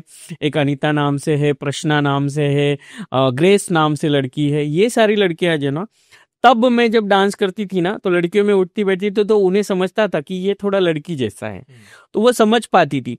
और जब उन्होंने अचानक से मुझे साड़ी पे देखा तो उन लोगों ने मुझे फोन कर करके बोला कि मेरी दोस्त थी कांचन, वो मुझे स्कूल में कहती थी कि तू ना अलग बॉडी में पैदा हुआ है। जब उसने मुझे फर्स्ट टाइम साड़ी पे देखा तो उसने कॉल करके बोला, अरे सागर, आज तूने तेरी जिंदगी शुरू की है। मतलब ये कांचन के वर्ड्स थे। साइली ने जब मुझे 15-20 सालों के बाद, जब साइली ने 15 सालों के बाद मुझे जब देखा, तब साइली का लिटरली उसका एक्सपीरियंस था, वाओ कितनी गोड़ दिखते तू, इट मीन्स कितनी क्यूट स्वीट दिख रही है तू, यही तेरी जिंदगी है। ये उन्होंने ना मुझे उस तरह से एक्सेप्ट कर लिया, क्योंकि लड़कियों को पता था कि इसमें कुछ अलग है। देखिए, लड़कों को पता चलता है ना कि ये हमारे जैसा नहीं है, वैसे लड़कियों को पता चलता है कि ये हमारे जैसा है, तो वो बराबर अपने अपने जेंडर में अपने को एक्सेप्ट कर लेते हैं। वैसे ही मेरी दोस्तों ने, मेरी आज भी फीमेल फ्रेंड्स आज भी मेरे कांटेक्ट में है। मेरी कॉलेज की फ्रेंड जो अभी इधर है, इराक में है, दीपा नाम है उसका, जो मेरी कॉलेज फ्रेंड थी, वो आज भी मेरे कनेक्ट है। मेरे इंस्टा से लेके सारे पेजेस को फॉलो करती है, हम दोनों एक दूसरे से बात करते हैं। वो आज भी कहती है कि ये तेरी लाइफ का सबसे बेस्ट डिसीजन था, और वो मेरे कनेक्ट में है। कॉलेज के जो बॉयज थे आज मुझे ऐसे देखते तो वो कॉलेज के बॉयज बोलते हैं, हाँ हमें लगा ही था तू ऐसा बनेगा। तो ये वाला है ना, वो वही से शुरू हो जाता है। तो भाई साहब ने अभी जिस भी दोस्त का नाम लिया है, सब लोग इस वीडियो को शेयर करना। आपका प्रमोशन हो गया ना आप पे। ओके, अभी थोड़ा सा हम क्यूरियस हूँ इस चीज़ को जानने के लिए कि किन्नर का बुढ़ापा कैसे होता है, क्योंकि उनको बच्चे नहीं है, तो बुढ़ापे में कौन देखभाल कर रहा है, एक दूसरे की देखभाल कर रहे हैं, फिर कैसे है, क्या माहौल रहता है बुढ़ापा? आपने ओल्ड एज होम देखे? हाँ जी। किन्नरों के देखे? सामने जाके कभी नहीं देखा। ओल्ड एज होम के बारे में सुना है? हाँ जी, हाँ जी। किन्नरों के ओल्ड एज होम देखे? नहीं। होते ही नहीं ना। मुझे मेरे माँ बाप ने छोड़ने के बाद मेरे गुरु ने मुझे संभाला। तो मेरे माँ बाप को, अगर मैं अपने घर पे रहती तो मैं अपने माँ बाप को संभालती ना, तो अभी मेरे गुरु बूढ़े हो जाएंगे तो मुझे उन्हें संभालना पड़ेगा। आपको कोई भी बूढ़ा किन्नर भीख मांगते हुए नहीं दिखेगा। कोई एक एज के बाद कोई भी बूढ़ा किन्नर आपको रोड पे नहीं दिखेगा, ओल्ड एज होम में नहीं दिखेगा। ये हम लोगों की खासियत आप लोग क्यों नहीं लेते हो अपने अंदर? सब तो आप लोगों को हमारे जैसा बोलना है, हमारे लिए हमें टीज करना है, हम लोगों के लिए गंदा बोलना है। ये अच्छी चीजें क्यों नहीं लेते हो हमारे से? कि आप तो पढ़ते लिखते हो, बहू आ जाती है या फिर वाइफ आ जाती है या फिर जमाई आ जाता है कि नहीं तेरी मम्मी इरिटेट करती है, तेरा पापा इरिटेट कर डाल दे इनको ओल्ड एज होम में। हम लोगों में नहीं होता है ना वैसा। कोई भी किन्नरों का ओल्ड एज होम नहीं है। ये सबसे बड़ी दुनिया ने हमसे सीखने की बात है। लोगों को हम में क्या कमी है, इससे अच्छा हम लोगों को क्या सीख दे रहे हैं, ये समझना जरूरी है। दैट्स वाई हमारे बच्चे, आपने देखा कि बच्चे फैमिली में होते हैं और उसके बाद हम लोग उधर आ जाते हैं। तो हमारे माँ बाप घर छोड़ने के बाद हमारे गुरु होते हैं, तो हमारे गुरु जब बूढ़े हो जाते हैं तो हम हमारे बूढ़े माँ बाप को घर में बिठा के खिलाते हैं और फिर आने वाले बच्चों को भी संभालते हैं। हम गुरुओं को माँ बाप की जगह पे रखते हैं और जो चेले आते हैं उनको बच्चों की जगह पे रखते हैं। हम दोनों भूमिकाएं निभाते। ये क्यों नहीं लोग समझ पाते हैं? ये वाली सीखने वाली चीजों के बारे में कोई नहीं बोलेगा हमारे, बस हम लोगों के लिए गंदा ही बोलेंगे, है कि नहीं? जब सर्जरी होती है, ये शायद क्वेश्चन जरूरी नहीं है कि एक किन्नर ही आंसर कर पाए, क्योंकि काफी लोग अपना सेक्स चेंज करते हैं। मैं फिर भी जानना चाहता हूँ कि वो क्या जर्नी रहती है, फिजिकली पेन हो रहा है या फिर इमोशनली भी क्या जर्नी रहती है, कितने दिनों में क्या क्या चेंजेस आप फील करते हो, थोड़ा सा जर्नी शेयर करें ना। सबसे पहले तो HRT होता है, हाँ जी, हार्मोनल ट्रीटमेंट होती है। हाँ। उसके बाद आपकी बॉडी में कुछ चेंजेस होना शुरू होता है, आपको स्टेबल किया जाता है। देन आफ्टर आपकी मेल टू फीमेल या फीमेल टू मेल जो भी है सर्जरी होती है। सर्जरी के बाद 1-1.5 महीनों तक आपको जो भी स्टिचेस लगते हैं, तो ऐसा आप देखिए ना, हमारी बॉडी का एक ऐसा पार्ट है जो सबसे सेंसिटिव होता है। वो सेंसिटिव पार्ट के लिए सर्जरी हो रही है ना, तो वो सबसे ज्यादा दर्दनाक होता है। एक नया जन्म होता है। जिस तरह औरत बच्चा पैदा करने के बाद नया जन्म लेती है, ऐसा कहा जाता है ना, उसी तरह हमारे लोगों में भी, ट्रांसजेंडर्स में भी, ये सर्जरी के बाद नया जन्म होता है। इसीलिए फिर भगवान की पूजा, ये सारी चीजें होती है। महीना, 1.5 महीना, 2 महीने तक तो हम लोग बेड पे ही होते हैं। देन आफ्टर हम लोग धीरे धीरे हमारी बॉडी को हमारी फीलिंग्स के साथ मैच करना स्टार्ट करते हैं। ये 3-4 साल, कभी कभी 5 सालों तक बॉडी मैच करने में चली जाती है। धीरे धीरे आदमी से औरत धीरे धीरे बनता है, एकदम एक्सट्रीम चेंजेस नहीं होते हैं। आपको पता होगा कि कोई भी फंक्शन है हमारे बॉडी का, तो वो वर्क करने के लिए या उसको अपनी जगह पे वापस सेट होने के लिए उतना टाइम बॉडी लेती है। अगर कहीं पे जख्म हो जाता है और वो स्किन निकल जाती है, तो वो स्किन वापस वहां पे आने के लिए आपको उतना टाइम लगता है ना। मैं साइंटिफिकली बोलूंगी कुछ चीजें, क्योंकि जब स्टिचेस होते हैं ना, तो हमारी बॉडी में 182 नसें काट दी जाती है। क्या बात कर रहे हैं? 182 नसें काट दी, हाँ। तो एक मेन ऑर्गन निकालना है ना आपका, तो फिर आपका अंडाशय है, आपका ऑर्गन है, आपके अंदर बहुत सारी नसें हैं जो बॉडी से, खून से जुड़ी हुई है, और बहुत सारी नसें आपके लीवर से, आपकी सभी चीज़ों से जुड़ी हुई है ना, किडनी फंक्शन से, क्योंकि ऐसी जगह निकालनी है जहाँ से आपकी किडनी फंक्शन करके आपकी बॉडी से जो एक्सटर्नल पार्ट है वो बाहर निकालने वाली, तो वहाँ की नसों के बारे में है। तो वो 182 नसें जब काट दी जाती है ना, तो बस फील ही कर लीजिए। छोटा सा अगर ब्लेड भी लग जाए ना, एक नस भी यहाँ की कट जाए ना, तो समझ में आता है नस कटने की। तो 182 नसें जब कटती है, तो उसको रिकवर होने में कितना टाइम लगता है, उतना सब रिकवर करके, वो स्ट्रगल करके, फिर साल के बाद हम लोग धीरे धीरे हमारी बॉडी को रिकवर करके स्टेबल होते हैं। फिर उसकी भी हमें बहुत सालों तक केयर भी करनी पड़ती है, बहुत सारी चीज़ों के लिए। इतना सिंपल नहीं होता है आदमी से औरत या औरत से आदमी बनना, बहुत स्ट्रगल होता है हर चीज़ के लिए। क्योंकि भगवान भी क्या सोच समझ के ज़िंदगी देता है, लेकिन उसके बाद भी माँ बाप की एक अलग, मैं ऐसे कहूँगी एकदम अभी खुल के आपने बोला है, तो एक कुछ गलत पोजीशन से या कुछ गलत चीज़ों की वजह से या गलत टाइमिंग की वजह से हम जैसों का जन्म तो होता है, लेकिन उसके बाद स्ट्रगल तो हम लोगों को करना है ना। वो स्ट्रगल करके हमको हमारी फीलिंग्स के साथ हमारी बॉडी मैच करने के लिए भी वापस हम लोगों को सर्जरीज करवानी है। फिर उसके बाद भी हम लोगों को मैच होने के लिए, रिकवर होने के लिए उतना टाइम देना है। फिर समाज और हमें एक दूसरे के साथ कनेक्ट करने के लिए उतना टाइम पीरियड चाहिए। उसके बाद हम धीरे धीरे एक अलग दुनिया में जीना स्टार्ट कर देते हैं। मतलब वो दर्द क्या होता होगा, ये बस आप लोग समझ सकते हो, मतलब आप लोग फील भी नहीं कर सकते वो क्या होता है, बस सुन सकते हैं, इमेजिन कर सकते हैं। मुझे लगता है इमेजिन भी शायद नहीं कर सकते। प्रेगनेंसी के बाद अगर सिजेरियन होता है या फिर नॉर्मल डिलीवरी के बाद 2-4, ज़्यादा से ज़्यादा 4 स्टिचेस पड़ते हैं, या फिर सिजेरियन के बाद 8-10 स्टिचेस पड़ते हैं, तो 2-2, 4-4 साल भरा हुआ हंडा नहीं उठाती है औरत, भरा हुआ कोई सामान नहीं उठा पाती है औरत। और 182 नसें काटने के बाद फिर भी हम लोग जैसे के जैसे है। कितनी सहनशीलता होगी हमारी बॉडी में, क्योंकि ये हमारी जिंदगी को अलग तरह से जीने के लिए हमारे साथ दिल के, समाज के और हमारे फीलिंग्स के साथ चल रहा है ये स्ट्रगल है ना, ये हमें अलग तरह से प्रेजेंट करना होता है और इसीलिए हम सब लोग ये सहन करते हैं। ये बहुत स्ट्रगलिंग होता है एक्चुअली में, आप बस मतलब बोल के नहीं समझ पाओगे। समझ रहा हूँ। ऐसे मुझे एक बात बताया ना कि जब आपका मेल टू फीमेल सर्जरी हुई है, तो मुझे इतना पता है कि जो ऊपर की अपीयरेंस है वो चेंज कर दी जाती है, यानी एक पीनस को हटाकर वजाइना बनाई जाती है। यस। तो क्या अंदर, मतलब बॉडी के अंदर, अगर टेक्निकल टर्म्स में बात करूं, जो ओवरीज होते हैं जो अंडे बनाते हैं, वो भी डाला जा रहा है या फिर नहीं? कहने का मतलब है कि आपको पीरियड्स आने लगता है? नहीं नहीं, इंडिया में तो अभी तक ये सारी चीजें नहीं हो रही है, लेकिन हाँ इंडिया के बाहर हो रही है। अच्छा। इंडिया के बाहर तो डायरेक्टली मेल टू फीमेल बन ही जाता है, बहुत सारी चीजें।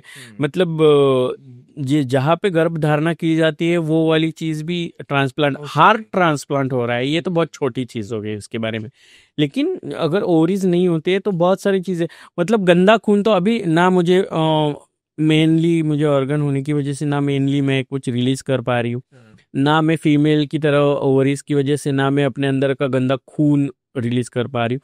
तो वो एक जगह पे जमा होता है और एक पीरियड पे वो अचानक से चला जाता है, तो वो पता भी नहीं चलता है। वो क्रिएट तो सब किया जाता है, मतलब बहुत सारी वेजिनोप्लास्टी में भी अलग अलग टाइप्स है, मतलब किसी का अलग 3-4 टाइप्स के ऑपरेशंस होते हैं, सर्जरीज होती है। तो जिसके उसके खर्चे के हिसाब से, जिसके उसके बॉडी के स्ट्रक्चर के हिसाब से वो सब किया जाता है, लेकिन पीरियड्स वगैरह ये सब चीजें नहीं होती है ना, क्योंकि ओवरीज और लड़के का, मतलब जब लड़की का लड़का भी बनता है ना, तो बहुत सारी चीजें होती है कि वो डायरेक्टली मेल नहीं बन पाते हैं। तो ये बस है ना, साइंटिफिकली हम लोग बॉडी के अंदर अगर साइकोलॉजिकली घुसे तो वो चीजें वापस क्रिएट करना पॉसिबल नहीं है, बस ऊपर ऊपर की अपीयरेंस चेंज कर। यस, लेकिन फीलिंग वही वाली होती है, तो फिर वो वहां पे कोई ये एग्जिस्ट ही नहीं करता है ना, वो सारी चीजें क्या है।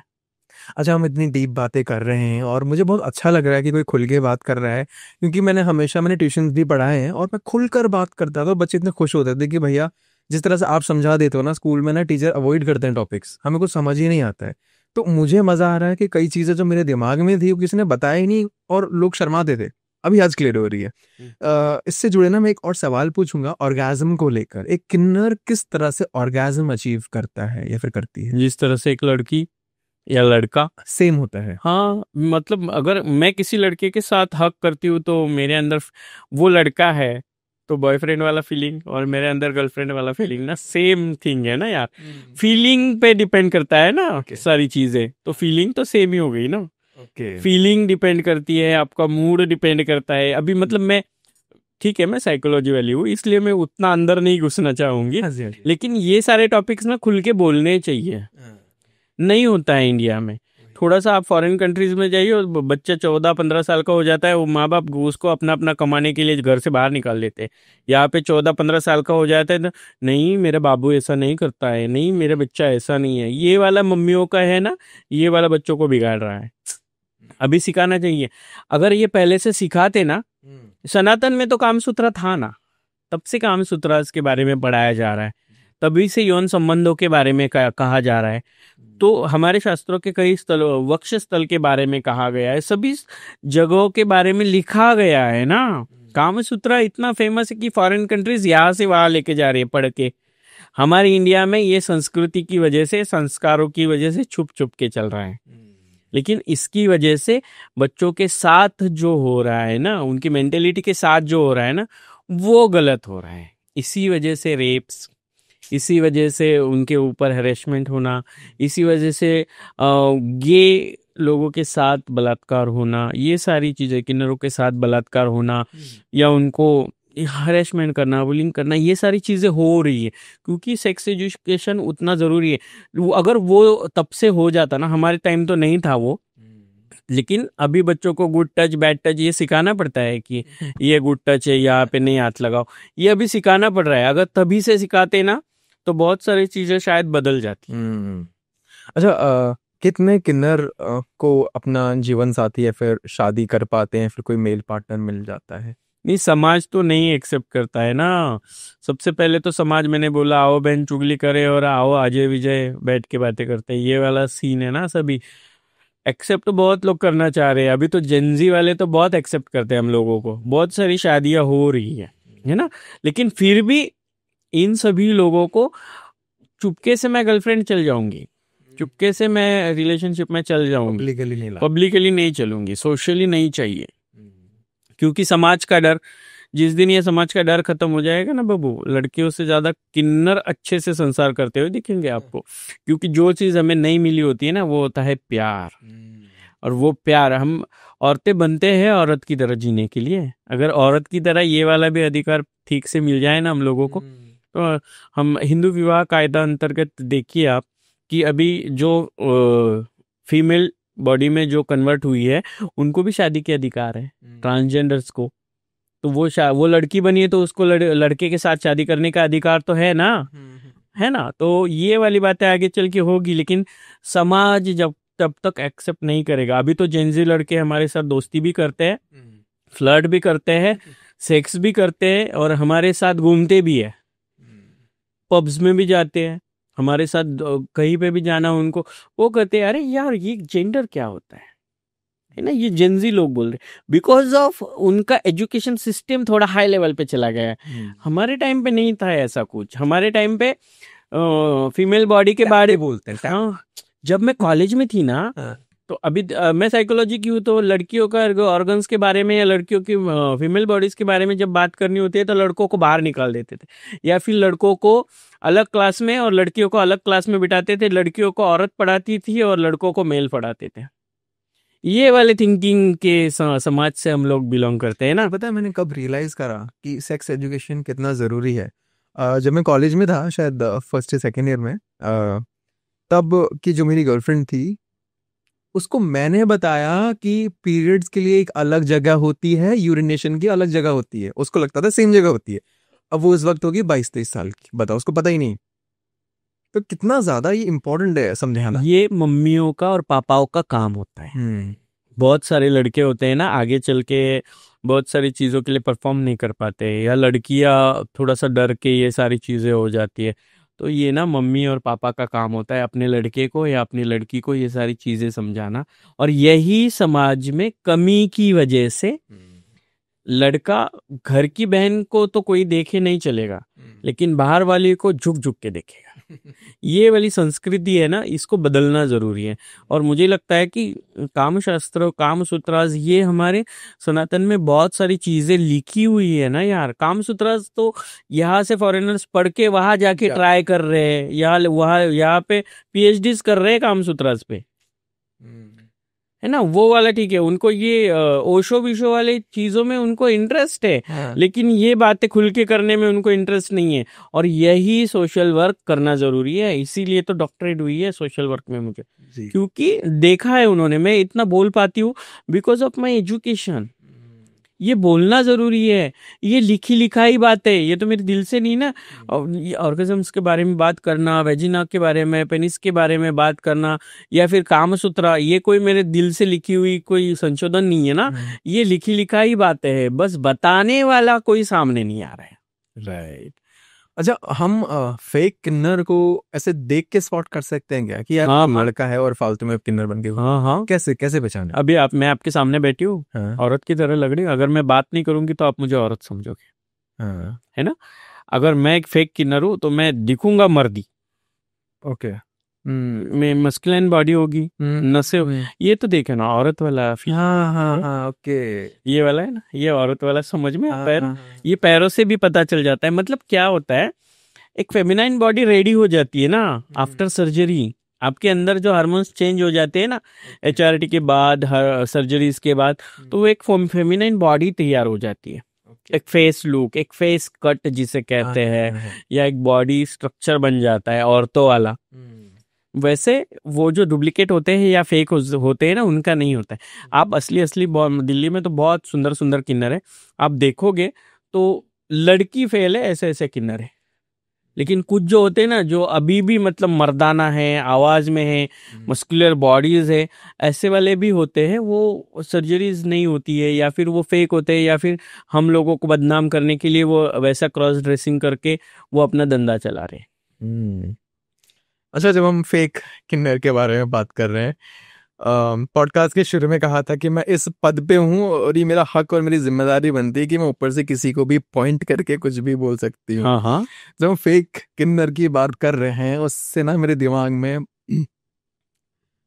एक नाम है रुद्र तारा बोलकर।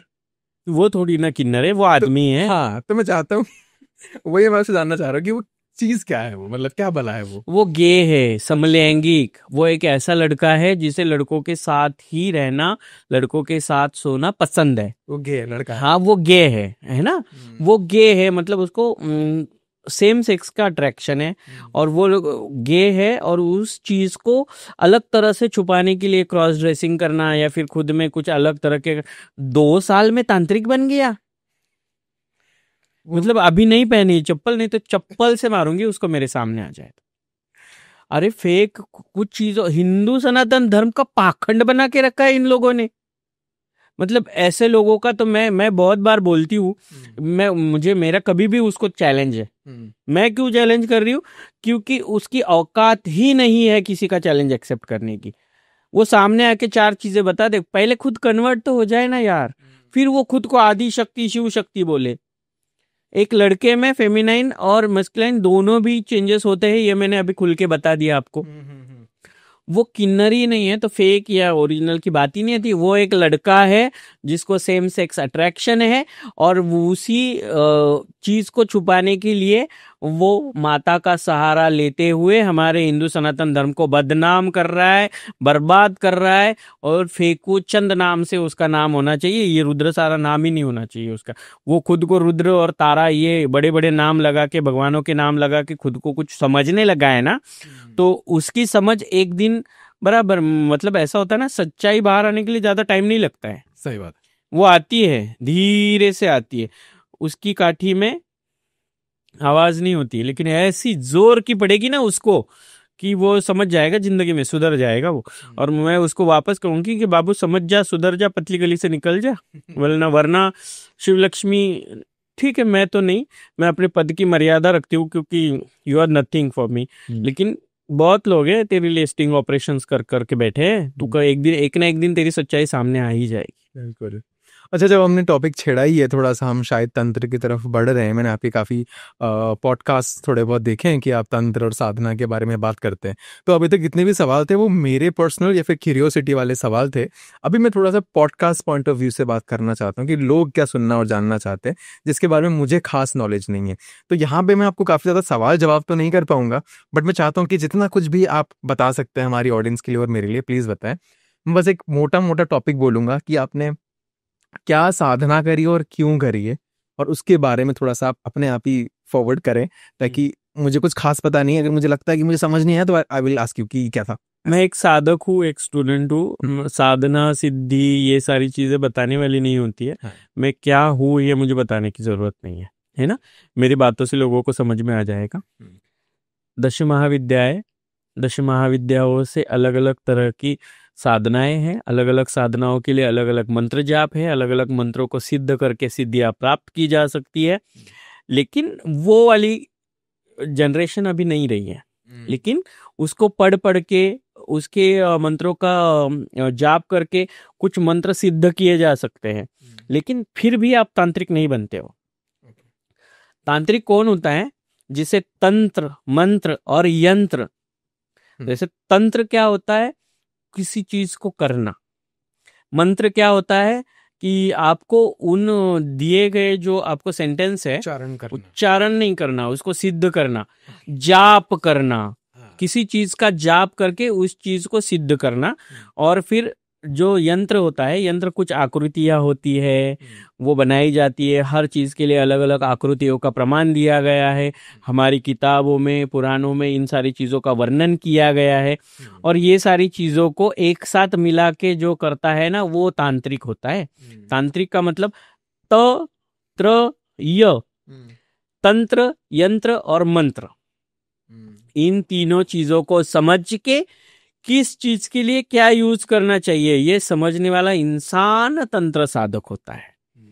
वो तंत्र साधक कभी नहीं बताता है मैं ह्याव करूंगा, मैं ट्याव करूंगा। हाँ, कोई बोल रहा होगा मैंने करने पिशाचिनी सिद्ध की है, यक्षिणी सिद्ध की है, अप्सराएं सिद्ध की है, कोई पिशाच सिद्ध किया है, किसी के पास कुछ चीजें है या कुछ है, तो पर्सनली मुझे कांटेक्ट करे, मुझे भी देखना है, मुझे भी देखना है कि नहीं।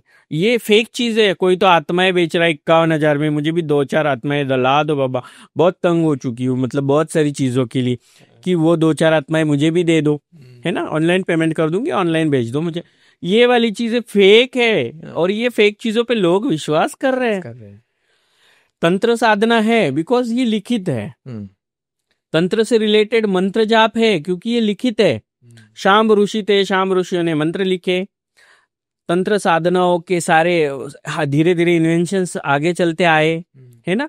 जैसे हम आप मैथ्स में देखिए, पाइथागोरस वाला प्रमेय है, साइन कॉस थीटा है ना। लेकिन उसके साथ साथ आकृतियां भी है ज्योमेट्री में।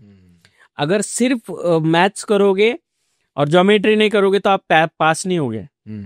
आपको ज्योमेट्री भी समझनी पड़ेगी और मैथ्स भी समझनी पड़ेगी। मतलब आपको अंकों का और आकृतियों का, दोनों का जब ज्ञान हो जाएगा ना, उसके बाद आपको पता चलेगा कि मुझे ओरली किस चीज से इसको सिद्ध करना है। तब आप तंत्र साधना में आगे बढ़ते हो। सबसे पहली मर्यादा होती है, आप जब गुरु करते हो या आप दीक्षित होते हो तो आपके गुरु आपको कुछ रूल्स एंड रेगुलेशंस देते हैं, कुछ मर्यादाएं, कुछ लिमिटेशंस देते हैं। उन चीजों को फॉलो करना ही तंत्र साधक का सबसे पहला कर्तव्य होता है। मैंने आज तक ये मेरा 13th मतलब 30वां पॉडकास्ट है आज, और आज तक मैंने कभी भी किसी मंत्र का उच्चारण या फिर इस सिद्धि से ये कर सकूंगी वो कर सकूंगी नहीं बताया। मैं लिखित चीजें जो मुझे पता है और जिन चीजों को यूज करके मैं कुछ चीजें कर सकती हूँ उसके बारे में बोलती हूँ, है ना। मैं नहीं कह रही हूँ कि हाँ ये रुमाल मैं ऐसा उठा सकती हूँ, ये फ्रॉड है। ये दिखाऊ माल बिकाऊ धंधा जो चल रहा है ना, पाखंड, ये लोगों को उल्लू बनाया जा रहा है। और लोग आस्था और अंधविश्वास में अंतर नहीं समझ रहे हैं।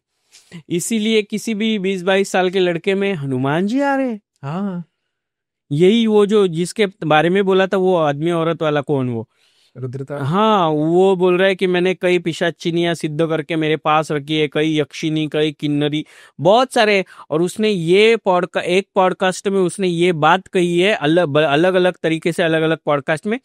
मुझ में इतनी सिद्धि है, बोले कि अगर मैं किसी को मर जा बोलूंगा ना तो वो मर जाएगा। प्लीज आई रिक्वेस्ट यू, मैं बहुत तंग आ चुकी हूँ पॉडकास्ट करते करते, लोगों को सच्चाई बताते बताते। प्लीज आई बेग यू, मुझे मर जा बोल दे, मुझे मार दो। मुझे देखना है बाबा। अरे भगवान की डायरी वगैरह कुछ है कि नहीं? चित्रगुप्त जी का क्या कर रहे हैं? वो नीचे बैठा है ना, ये बोल रहा है ना मर जा। हाँ, तो ये खुद को यमराज बना रहा है। अरे बाबा, अपनी औकात देख के तो बोलना सीखो, है कि नहीं। ये वाला अगर कुछ हो तो मुझे बोल दे बाबा, प्लीज प्लीज प्लीज मुझे बोल दे। मुझे नहीं। रोज दिन में 3-3 4-4 पॉडकास्ट करके सच्चाई बोल बोल के तंग आ चुकी, अभी तो तू मुझे मर जा कह दे। ये फ्रॉड चल रहा है मनोज जी। मतलब ये क्या हो रहा है दुनिया में? लोग माताएं आ रही है इनके बदन में। अलग तरह से, मैं बंगाल की महारानी हूं और मुझे बकरा नहीं देगा तो तेरी जान ले लूं। अरे वो माँ है, माँ अपने बच्चों से मांगती नहीं है। आप लोग भगवान को लालच दे रहे हो, आप भगवान को करप्टेड कह रहे हो। शर्म आनी चाहिए। आप हिंदू सनातन धर्म को इस तरह से बदनाम कर रहे हो। आप लोग हिंदू सनातन धर्म को बर्बाद करने के लिए ये सारा पाखंड कर रहे हो। और सारे लोग ये बात समझ जाए कि जो बोलता है ना, भौंक रहा है कुत्ते की तरह, वो कभी काटेगा नहीं। और जो बदन पे आके काट रहा है ना मेरे जैसा, वो जरूर भौंकेगा, लेकिन सामने आके। क्योंकि सच्चाई बोलना इन लोगों के लिए भौंकना है। और ये लोग बस दिखा रहे काट काट के, भोग भोग के, कि हम ये कर सकते हैं, वो कर सकते हैं, ये सिद्धि है, वो करने पिशाची नहीं, ये फलानी है, वो बिस्तर। ऐसा कुछ नहीं है। आप 2 साल में टिकटॉकर से और किसिंग बॉय से अचानक से आप एक तांत्रिक बन गए हो। मुझे भी देखना है आपको क्या तंत्र साधना आती है ना। मैं एजुकेटेड हूँ, कभी मेरे जैसे से भी सामना करके देख लो। मैंने बहुत सारे पॉडकास्ट में इनवाइट किया, मैं ये भी पॉडकास्ट में इनवाइट करती हूँ। आइए आमने सामने बैठ के बातें करते हैं, है ना। फेक चीजें मत फैलाइए। और सबसे पहली बात, आप हिंदू सनातन धर्म का प्रचार प्रसार करो, उद्धार करो, ना कि उसको बर्बाद करो, ना कि उसको बदनाम करो।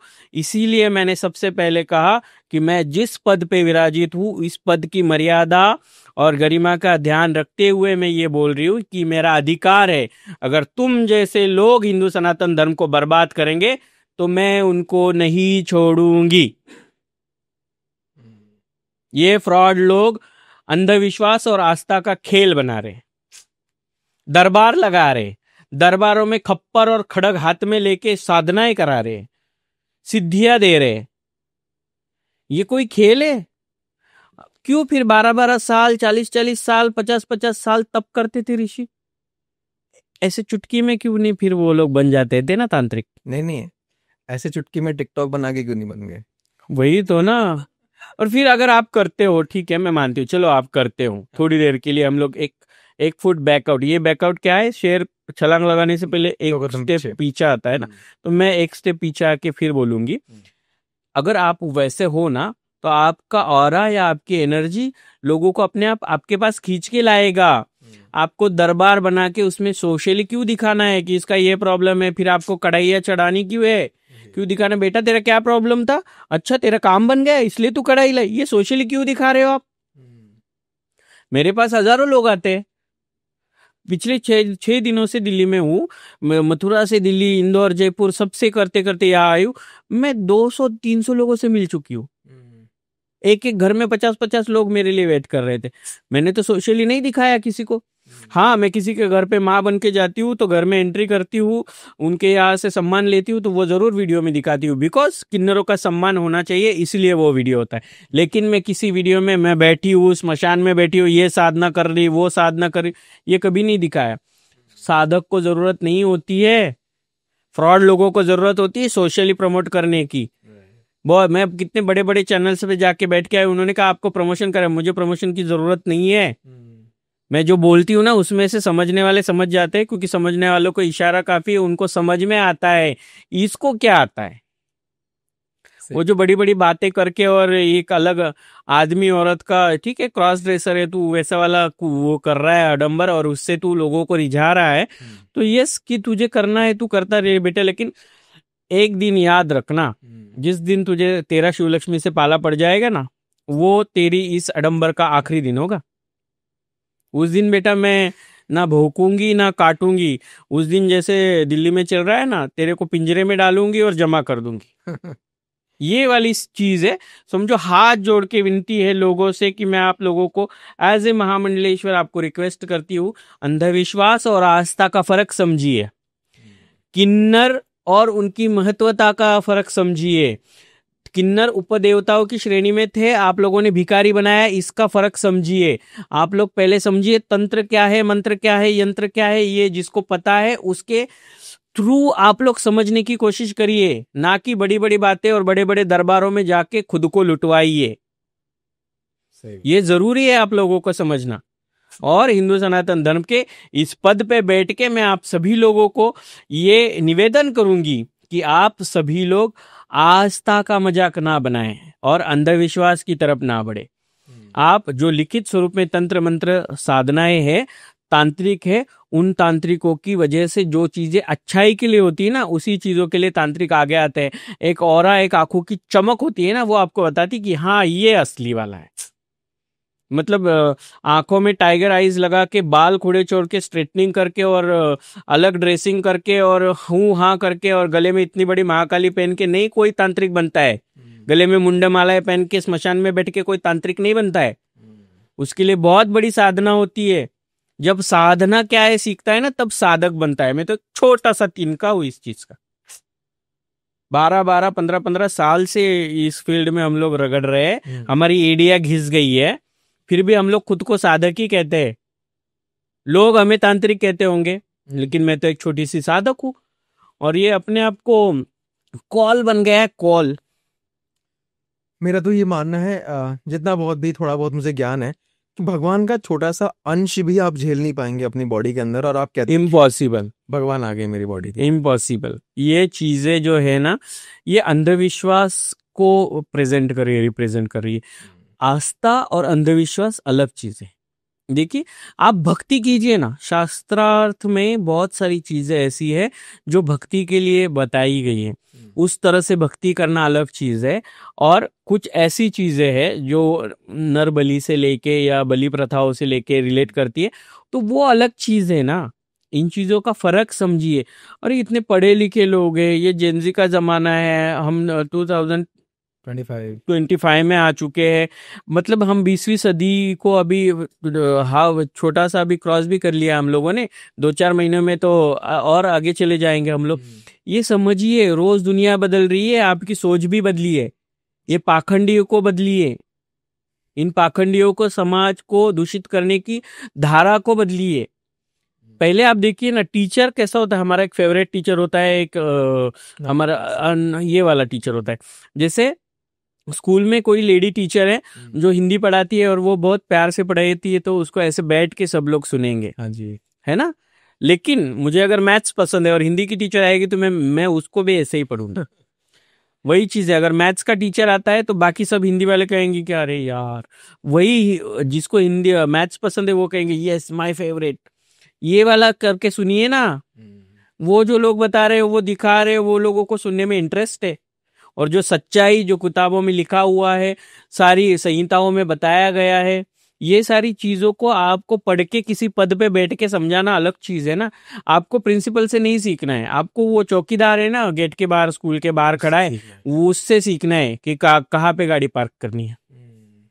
ये वाला फर्क है और ये विचारधारा बदलनी चाहिए। आस्था और अंधविश्वास में जो अंतर है वो समझना चाहिए। बस यही मैं अपने इस पद पे बैठ के लोगों को समझा सकती हूँ। बहुत छोटी चीज हूँ, बस लोगों को समझना है कि इस छोटी को आपको समझना है या फिर वो दिखाओ माल फसाओ धंधा लोगों के पीछे दौड़ना है। अच्छा, एक अच्छा साधक अपने मन की फीलिंग से, भक्ति से बनता है, या फिर इससे फर्क पड़ता है कि वो मेल है, फीमेल है, या फिर ट्रांसजेंडर है? यानी अच्छा साधक कौन बन सकता है? नहीं, अच्छे साधक सभी बन सकते हैं, लेकिन उसमें भी अगर मैं अपने कम्युनिटी को रिप्रेजेंट कर रही हूँ तो इसीलिए उनका नाम लूंगी ऐसा नहीं है। लेकिन देखिए, मेल बॉडीज होती है ना, बहुत सारी चीजें होती है। जैसे हमने स्टार्टिंग में बात की कि मेल्स होते हैं, तो इंस्टा के फीड में रील्स देखते देखते भी खुद को ये करने वाले भी लड़के हैं, और लड़कियां हैं जो थोड़ी सी चीज पे, क्योंकि उनमें ज्यादा लेवल पे ये सारी चीजें होती, तो छोटी सी चीजों पे भी वो रिलीज हो जाती है। तो इनसे आगे चल के, आप ही ने बताया कि ओवरीज नहीं होती है, पीरियड्स नहीं होते, हम लोगों में वो वाली फीलिंग्स है, सेंसेशंस नहीं होते। दैट्स वाई हम लोग मेल और फीमेल दोनों से अलग है। हम दोनों का एक ऐसा मिक्सचर है जो शिव शक्ति स्वरूप है। इसीलिए कुछ साधनाएं ऐसी है, जैसे आप शाक्त तंत्र में जाओ, डामर तंत्र में जाओ, शक्ति तंत्र में जाओ, या फिर आप शैव तंत्र में जाइए, आप भैरव तंत्र में जाइए, भैरवी में जाइए, वशीकरण से रिलेटेड आप दृश्य वशीकरण, स्पर्श वशीकरण, या फिर पिशाच वशीकरण, स्मशान वशीकरण, भस्म वशीकरण से रिलेटेड चीजों में जाइए, स्तंभन से रिलेटेड चीजों में जाइए। वहां पे कहीं पे औरतें बैन है, कहीं पे मर्द बैन है। कुछ चीजें ऐसी जो औरतें ही कर पाती है, कुछ चीजें ऐसी जो मर्द ही कर पाते। तो मेरे लिए तो कोई रिस्ट्रिक्शन है नहीं ना। ना मर्दों वाला रिस्ट्रिक्शन है, ना औरतों वाला रिस्ट्रिक्शन है। दैट्स वाई किन्नर इज वेरी पावरफुल। वो भगवान शिव के सेवक है, उपदेवताओं की श्रेणी में है। देखिए, देव, दानव, यक्ष, गंधर्व, किन्नर, अप्सरा, साधु, सन्यासी, फिर चल के आते हैं नर नारी। थोड़ा सा आगे वाली लेवल है ना। तो दैट्स वाई शिव और शक्ति का स्वरूप जो है, उनमें ये सारी ग्रस्पिंग पावर ज्यादा होती है। दैट्स वाई किन्नर तांत्रिक इज पावरफुल। अच्छा, आपके पास कभी कोई बड़ा सेलिब्रिटी या फिर कोई पॉलिटिशियन आया है कि मेरे लिए ये दुआ करो, क्योंकि उन्होंने सुना होता है कि किन्नर की दुआ लगती है? बहुत सारे पॉलिटिशियंस आते जाते रहते हैं, उठते बैठते रहते हैं, मैं जाती आती रहती हूँ। सेलिब्रिटीज भी बहुत सारी है, लेकिन मैं किसी का नाम या मैं किसी क्लाइंट का एक्सपीरियंस नहीं बताना चाहूंगी, बिकॉज वो उनका पर्सनल मैटर है। वो मेरे पास अपॉइंटमेंट लेके आते हैं उनकी पर्सनल लाइफ डिस्कस करने के लिए। मैं उनकी पर्सनल लाइफ सोशली डिस्कस करूँ तो मेरे अपॉइंटमेंट लेकर मिलने का मतलब ही क्या है ना। यही चीज तो मैं थोड़ी देर पहले लोगों को सिखा रही थी कि ये करना है ना। पर्सनली लोग अपॉइंटमेंट लेके मिलते हैं, फिर बड़े बड़े डायरेक्टर्स है, सेलिब्रिटीज है, बहुत सारे पॉलिटिशियंस है, सब मिलते हैं, लेकिन वो उनके पर्सनल इश्यूज है। और ये मेरा पर्सनल इशू है कि मुझे वो सोशल नहीं करना है। बिकॉज किसी साधक को क्या आता है ये दिखाने की जरूरत नहीं है, उसको लोगों को अपने आप पता चलता है कि ये क्या चीज है।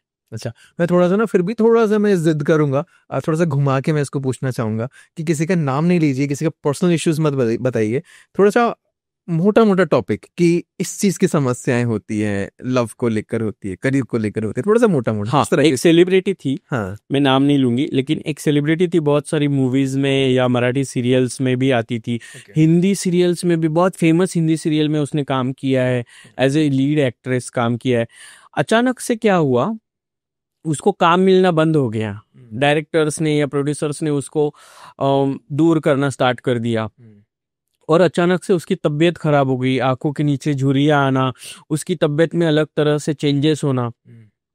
और उसने मुझे बुलाया एक दिन कि प्लीज़ माँ आप एक बार मुझे मिलिए ना, तो ऐसा ऐसा है। तो मैंने बोला कि ठीक है, मैं आपके यहाँ से सामने से जा रही हूँ, अगर आप मिल सकती हो तो आइए हम लोग मिलते हैं। उन्होंने प्रॉपरली मेरा अपॉइंटमेंट लिया, मैं उनके यहाँ पे गई, उनका खुद का होटल है, वहाँ जाके बैठी, खाना खाया, फिर उनके साथ में ये सारी चीज़ें जब डिस्कस हुई, तब पता चला कि जो उनकी को एक्ट्रेस थी, सपोर्टिव एक्ट्रेस, वो अभी वो लीड एक्ट्रेस बनी है, उसी ने बंगाल में आके एक तंत्र के थ्रू उसकी सारी जो अर्निंग्स है उसके ऊपर स्टॉप लगा दिया। इट्स कॉल्ड लक्ष्मी बंधन। और वो लगा के उसकी तबीयत खराब होके या उसका जो फेयरनेस है, उसका जो चार्म है, वो लॉक करने के लिए उसके ऊपर किया गया था एक तरह का वशीकरण, और उससे वो पूरी तरह से जूझ रही थी। और उसी लीडिंग एक्ट्रेस को अचानक 10 सालों के बाद लोगों ने वापस लीड एक्ट्रेस देखा है, अभी वापस लीड एक्टर बनी है। तो ये चीजें होती है, सिर्फ उसको प्रॉपरली तंत्र मंत्र यंत्र से करना चाहिए। सेकेंड थिंग, बहुत सारे अभी दिल्ली में भी बहुत सारे कॉर्पोरेट एरियाज है जहाँ के कॉर्पोरेट लेवल्स के लोगों के मेरे पास फोन आते हैं या मैं उनसे मिलती हूँ, दिल्ली में भी आती हूँ, तो आदमी का कहना होता है कि मैं सुबह से शाम तक मैं आईटी सेक्टर में हूँ, या मैं प्रोफेशनल लाइफ ऐसी है कि मैं सुबह जाता हूँ शाम को आता है, वो शाम को जाती है, रात को आती है, या सुबह जाती है, उसका शिफ्ट मेरा शिफ्ट अलग है, हम दोनों एक दूसरे को टाइम नहीं देते हैं, सेटिस्फेक्शन नहीं है, थक जाते हैं, एक दूसरे को बॉन्डिंग नहीं कर पाते। तो मैं अलग तरफ दिल लगा लिया या फिर मेरी वाइफ ने अलग तरफ दिल लगा लिया, तो क्या कर सकते हैं। हमारा मैरिटल लाइफ जो है, वो मैरिज लाइफ हमारा डिस्टर्ब हो चुका है, तो उसके लिए भी युगल वशीकरण है जो कपल्स के लिए किया जाता है, उसके थ्रू भी उन दोनों को एक करने के बहुत सारे रिजल्ट्स है।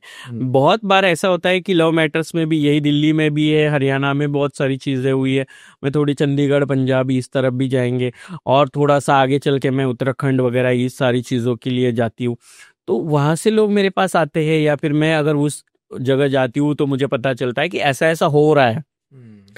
लड़का लड़की एक दूसरे के साथ रिलेशनशिप में है, अचानक से लड़का चेंज हो जाता है या फिर लड़की चेंज हो जाती है, लेकिन प्यार 10 साल 8 साल 12 साल 15 साल का है, लेकिन शादी नहीं करना है।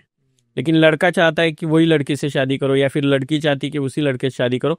उस वक्त भी वशीकरण का सहारा लिया जाता है, और कुछ ऐसी तांत्रिक और छुपी हुई रहस्यमयी चीजें हैं जिनके थ्रू आपके माइंड को कंट्रोल करके आपके ऊपर उस तरह से वशीकरण से बंधित करके उस चीजों को पॉसिबल कर सकते हैं। ये वाली बहुत सारी चीजें की, और बहुत सारी लड़कियों के बारे में देखा है मैंने कि उनको ऐसा लगता है कि नहीं मेरे मम्मी पापा नहीं मान रहे, या लड़का माँ कहता है कि मेरे मम्मी पापा नहीं मान रहे, तो ऐसी मैरिजेस भी करवाई है।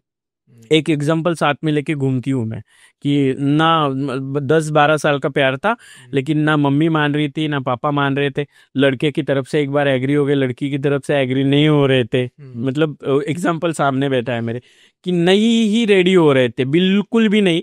सो उस वक्त मैंने 3 साल पहले वो मेरे टच में आए, और आज वो मेरे साथ घूमते हैं as a my manager, and उसकी वाइफ के बारे में बोल रही हूँ। तो ये बहुत लोगों में पता है सारी चीजें।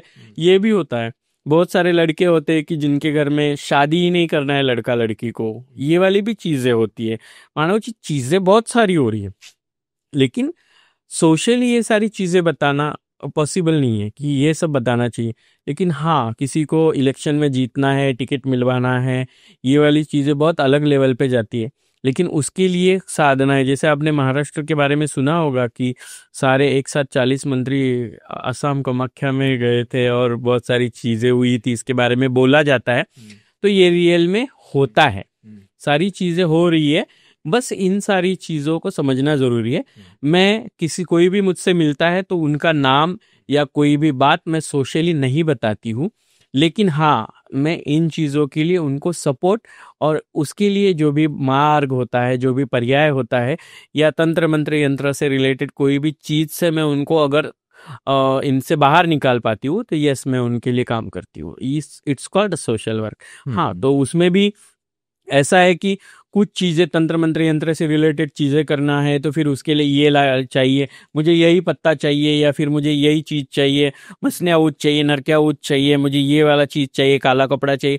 ये सारी चीज़ें तो एक्सपेंसिव बहुत सारी होती है, तो वो चीज़ें खरीद कर ही लानी पड़ती है। वो मेरे घर में फैक्ट्री नहीं है, तो उस चीज़ों के लिए जो भी खर्चा होता है तो वो प्रोफेशनली लोगों को बताती हूँ, है ना। वरना आप अरेंज करके तो मैं आके बैठ जाऊँगी, ऐसा वाला भी करती हूँ।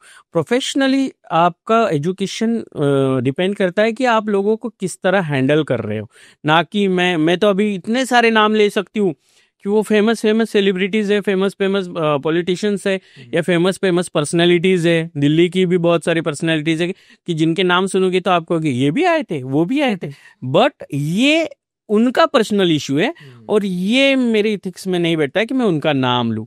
हाँ, बस मैं अपनी छोटी सी पूजा पाठ का उनके लिए इस्तेमाल कर सकती हूँ, बस मैं इतना ही कहूँगी, बाकी मैं छोटी सी साधक हूँ।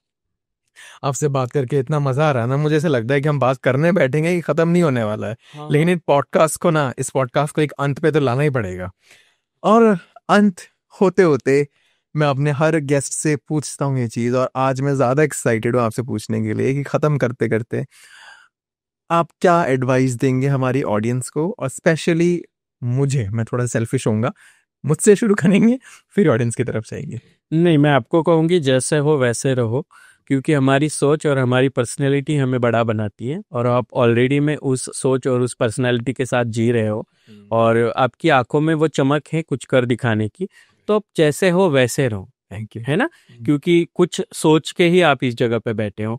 और मैं ऑडियंस को कहना चाहूंगी कि खुद में एक कॉन्फिडेंस लाइए कि आपको क्या सुनना है और किस बारे में बोलना है, ना कि आपको आस्था और अंधविश्वास के बारे में सोच के खुद को छोटी चीज में ले लेना है। उससे अच्छा पढ़ाने वाला कौन है, प्रोफेसर या चपरासी, ये समझिए और फिर उनसे कुछ चीजें सीखिए, ताकि आप लोग आस्था और अंधविश्वास का जो फर्क है वो समझ पाओगे। और हाथ जोड़ के विनती कि हिंदू सनातन धर्म को बर्बाद और बदनाम करने वाले लोगों से प्लीज दूर रहिए। जय श्री महाकाल, ओम नमो नारायण। बहुत बहुत शुक्रिया कि आप सभी लोगों ने इतना प्यार से सुना है। कुछ अगर क्वेश्चंस हो तो आप लोग मुझे कमेंट्स में पूछना, अगली बार मैं वापस इस पॉडकास्ट पे आने की कोशिश करूंगी और आपके सवालों के जवाब दूंगी। फिलहाल में मनोज जी, बहुत बहुत शुक्रिया कि आपने मुझे इस काबिल समझा कि मैं यहाँ आकर आपके सवालों का जवाब दे पाऊँ। बाबा महाकाल ने बुलवाया, मैं बोलती गई। बहुत बहुत धन्यवाद। नमस्कार। जय श्री महाकाल। जय श्री महाकाल। आपका बहुत बहुत धन्यवाद। और पॉडकास्ट को खत्म करते करते मैं बस आपसे इतना रिक्वेस्ट करूंगा कि जब भी दिल्ली आना हो, भले ही पॉडकास्ट का रीजन ना हो, एटलीस्ट कोशिश करना कि या तो आप आ पाए थोड़ा सा टाइम निकाल के, या फिर मुझे बुला ले, मैं डेफिनेटली आऊंगा। बस छोटी सी भेंट करके वापस आ जाना। तो हफ्ते के हफ्ते आपको दिल्ली में एक दिन मुझे मिलना ही होगा, क्योंकि मैं हफ्ते के हफ्ते दिल्ली में होती हूँ। ओ ऐसा है, फिर ठीक है, मुझे एक बार कनेक्ट करना, हम जरूर मिल लिया करेंगे बीच बीच में, क्योंकि आपका ऑरा मुझे, मैं बयान नहीं कर पा रहा हूँ कि मतलब ऐसा मुझे फील हो रहा है कि यार मैं फाड़ दूंगा, मैं कुछ कर दूंगा, ऐसा वाला मतलब है ना। ऑडियंस से बोलूंगा अगर वीडियो से कुछ सीखने और जानने को मिला है तो मेक श्योर वीडियो को लाइक कर रहे हैं, चैनल पे नए तो सब्सक्राइब करके जरूर जाए। Thank you so much for watching and that's a wrap on this video.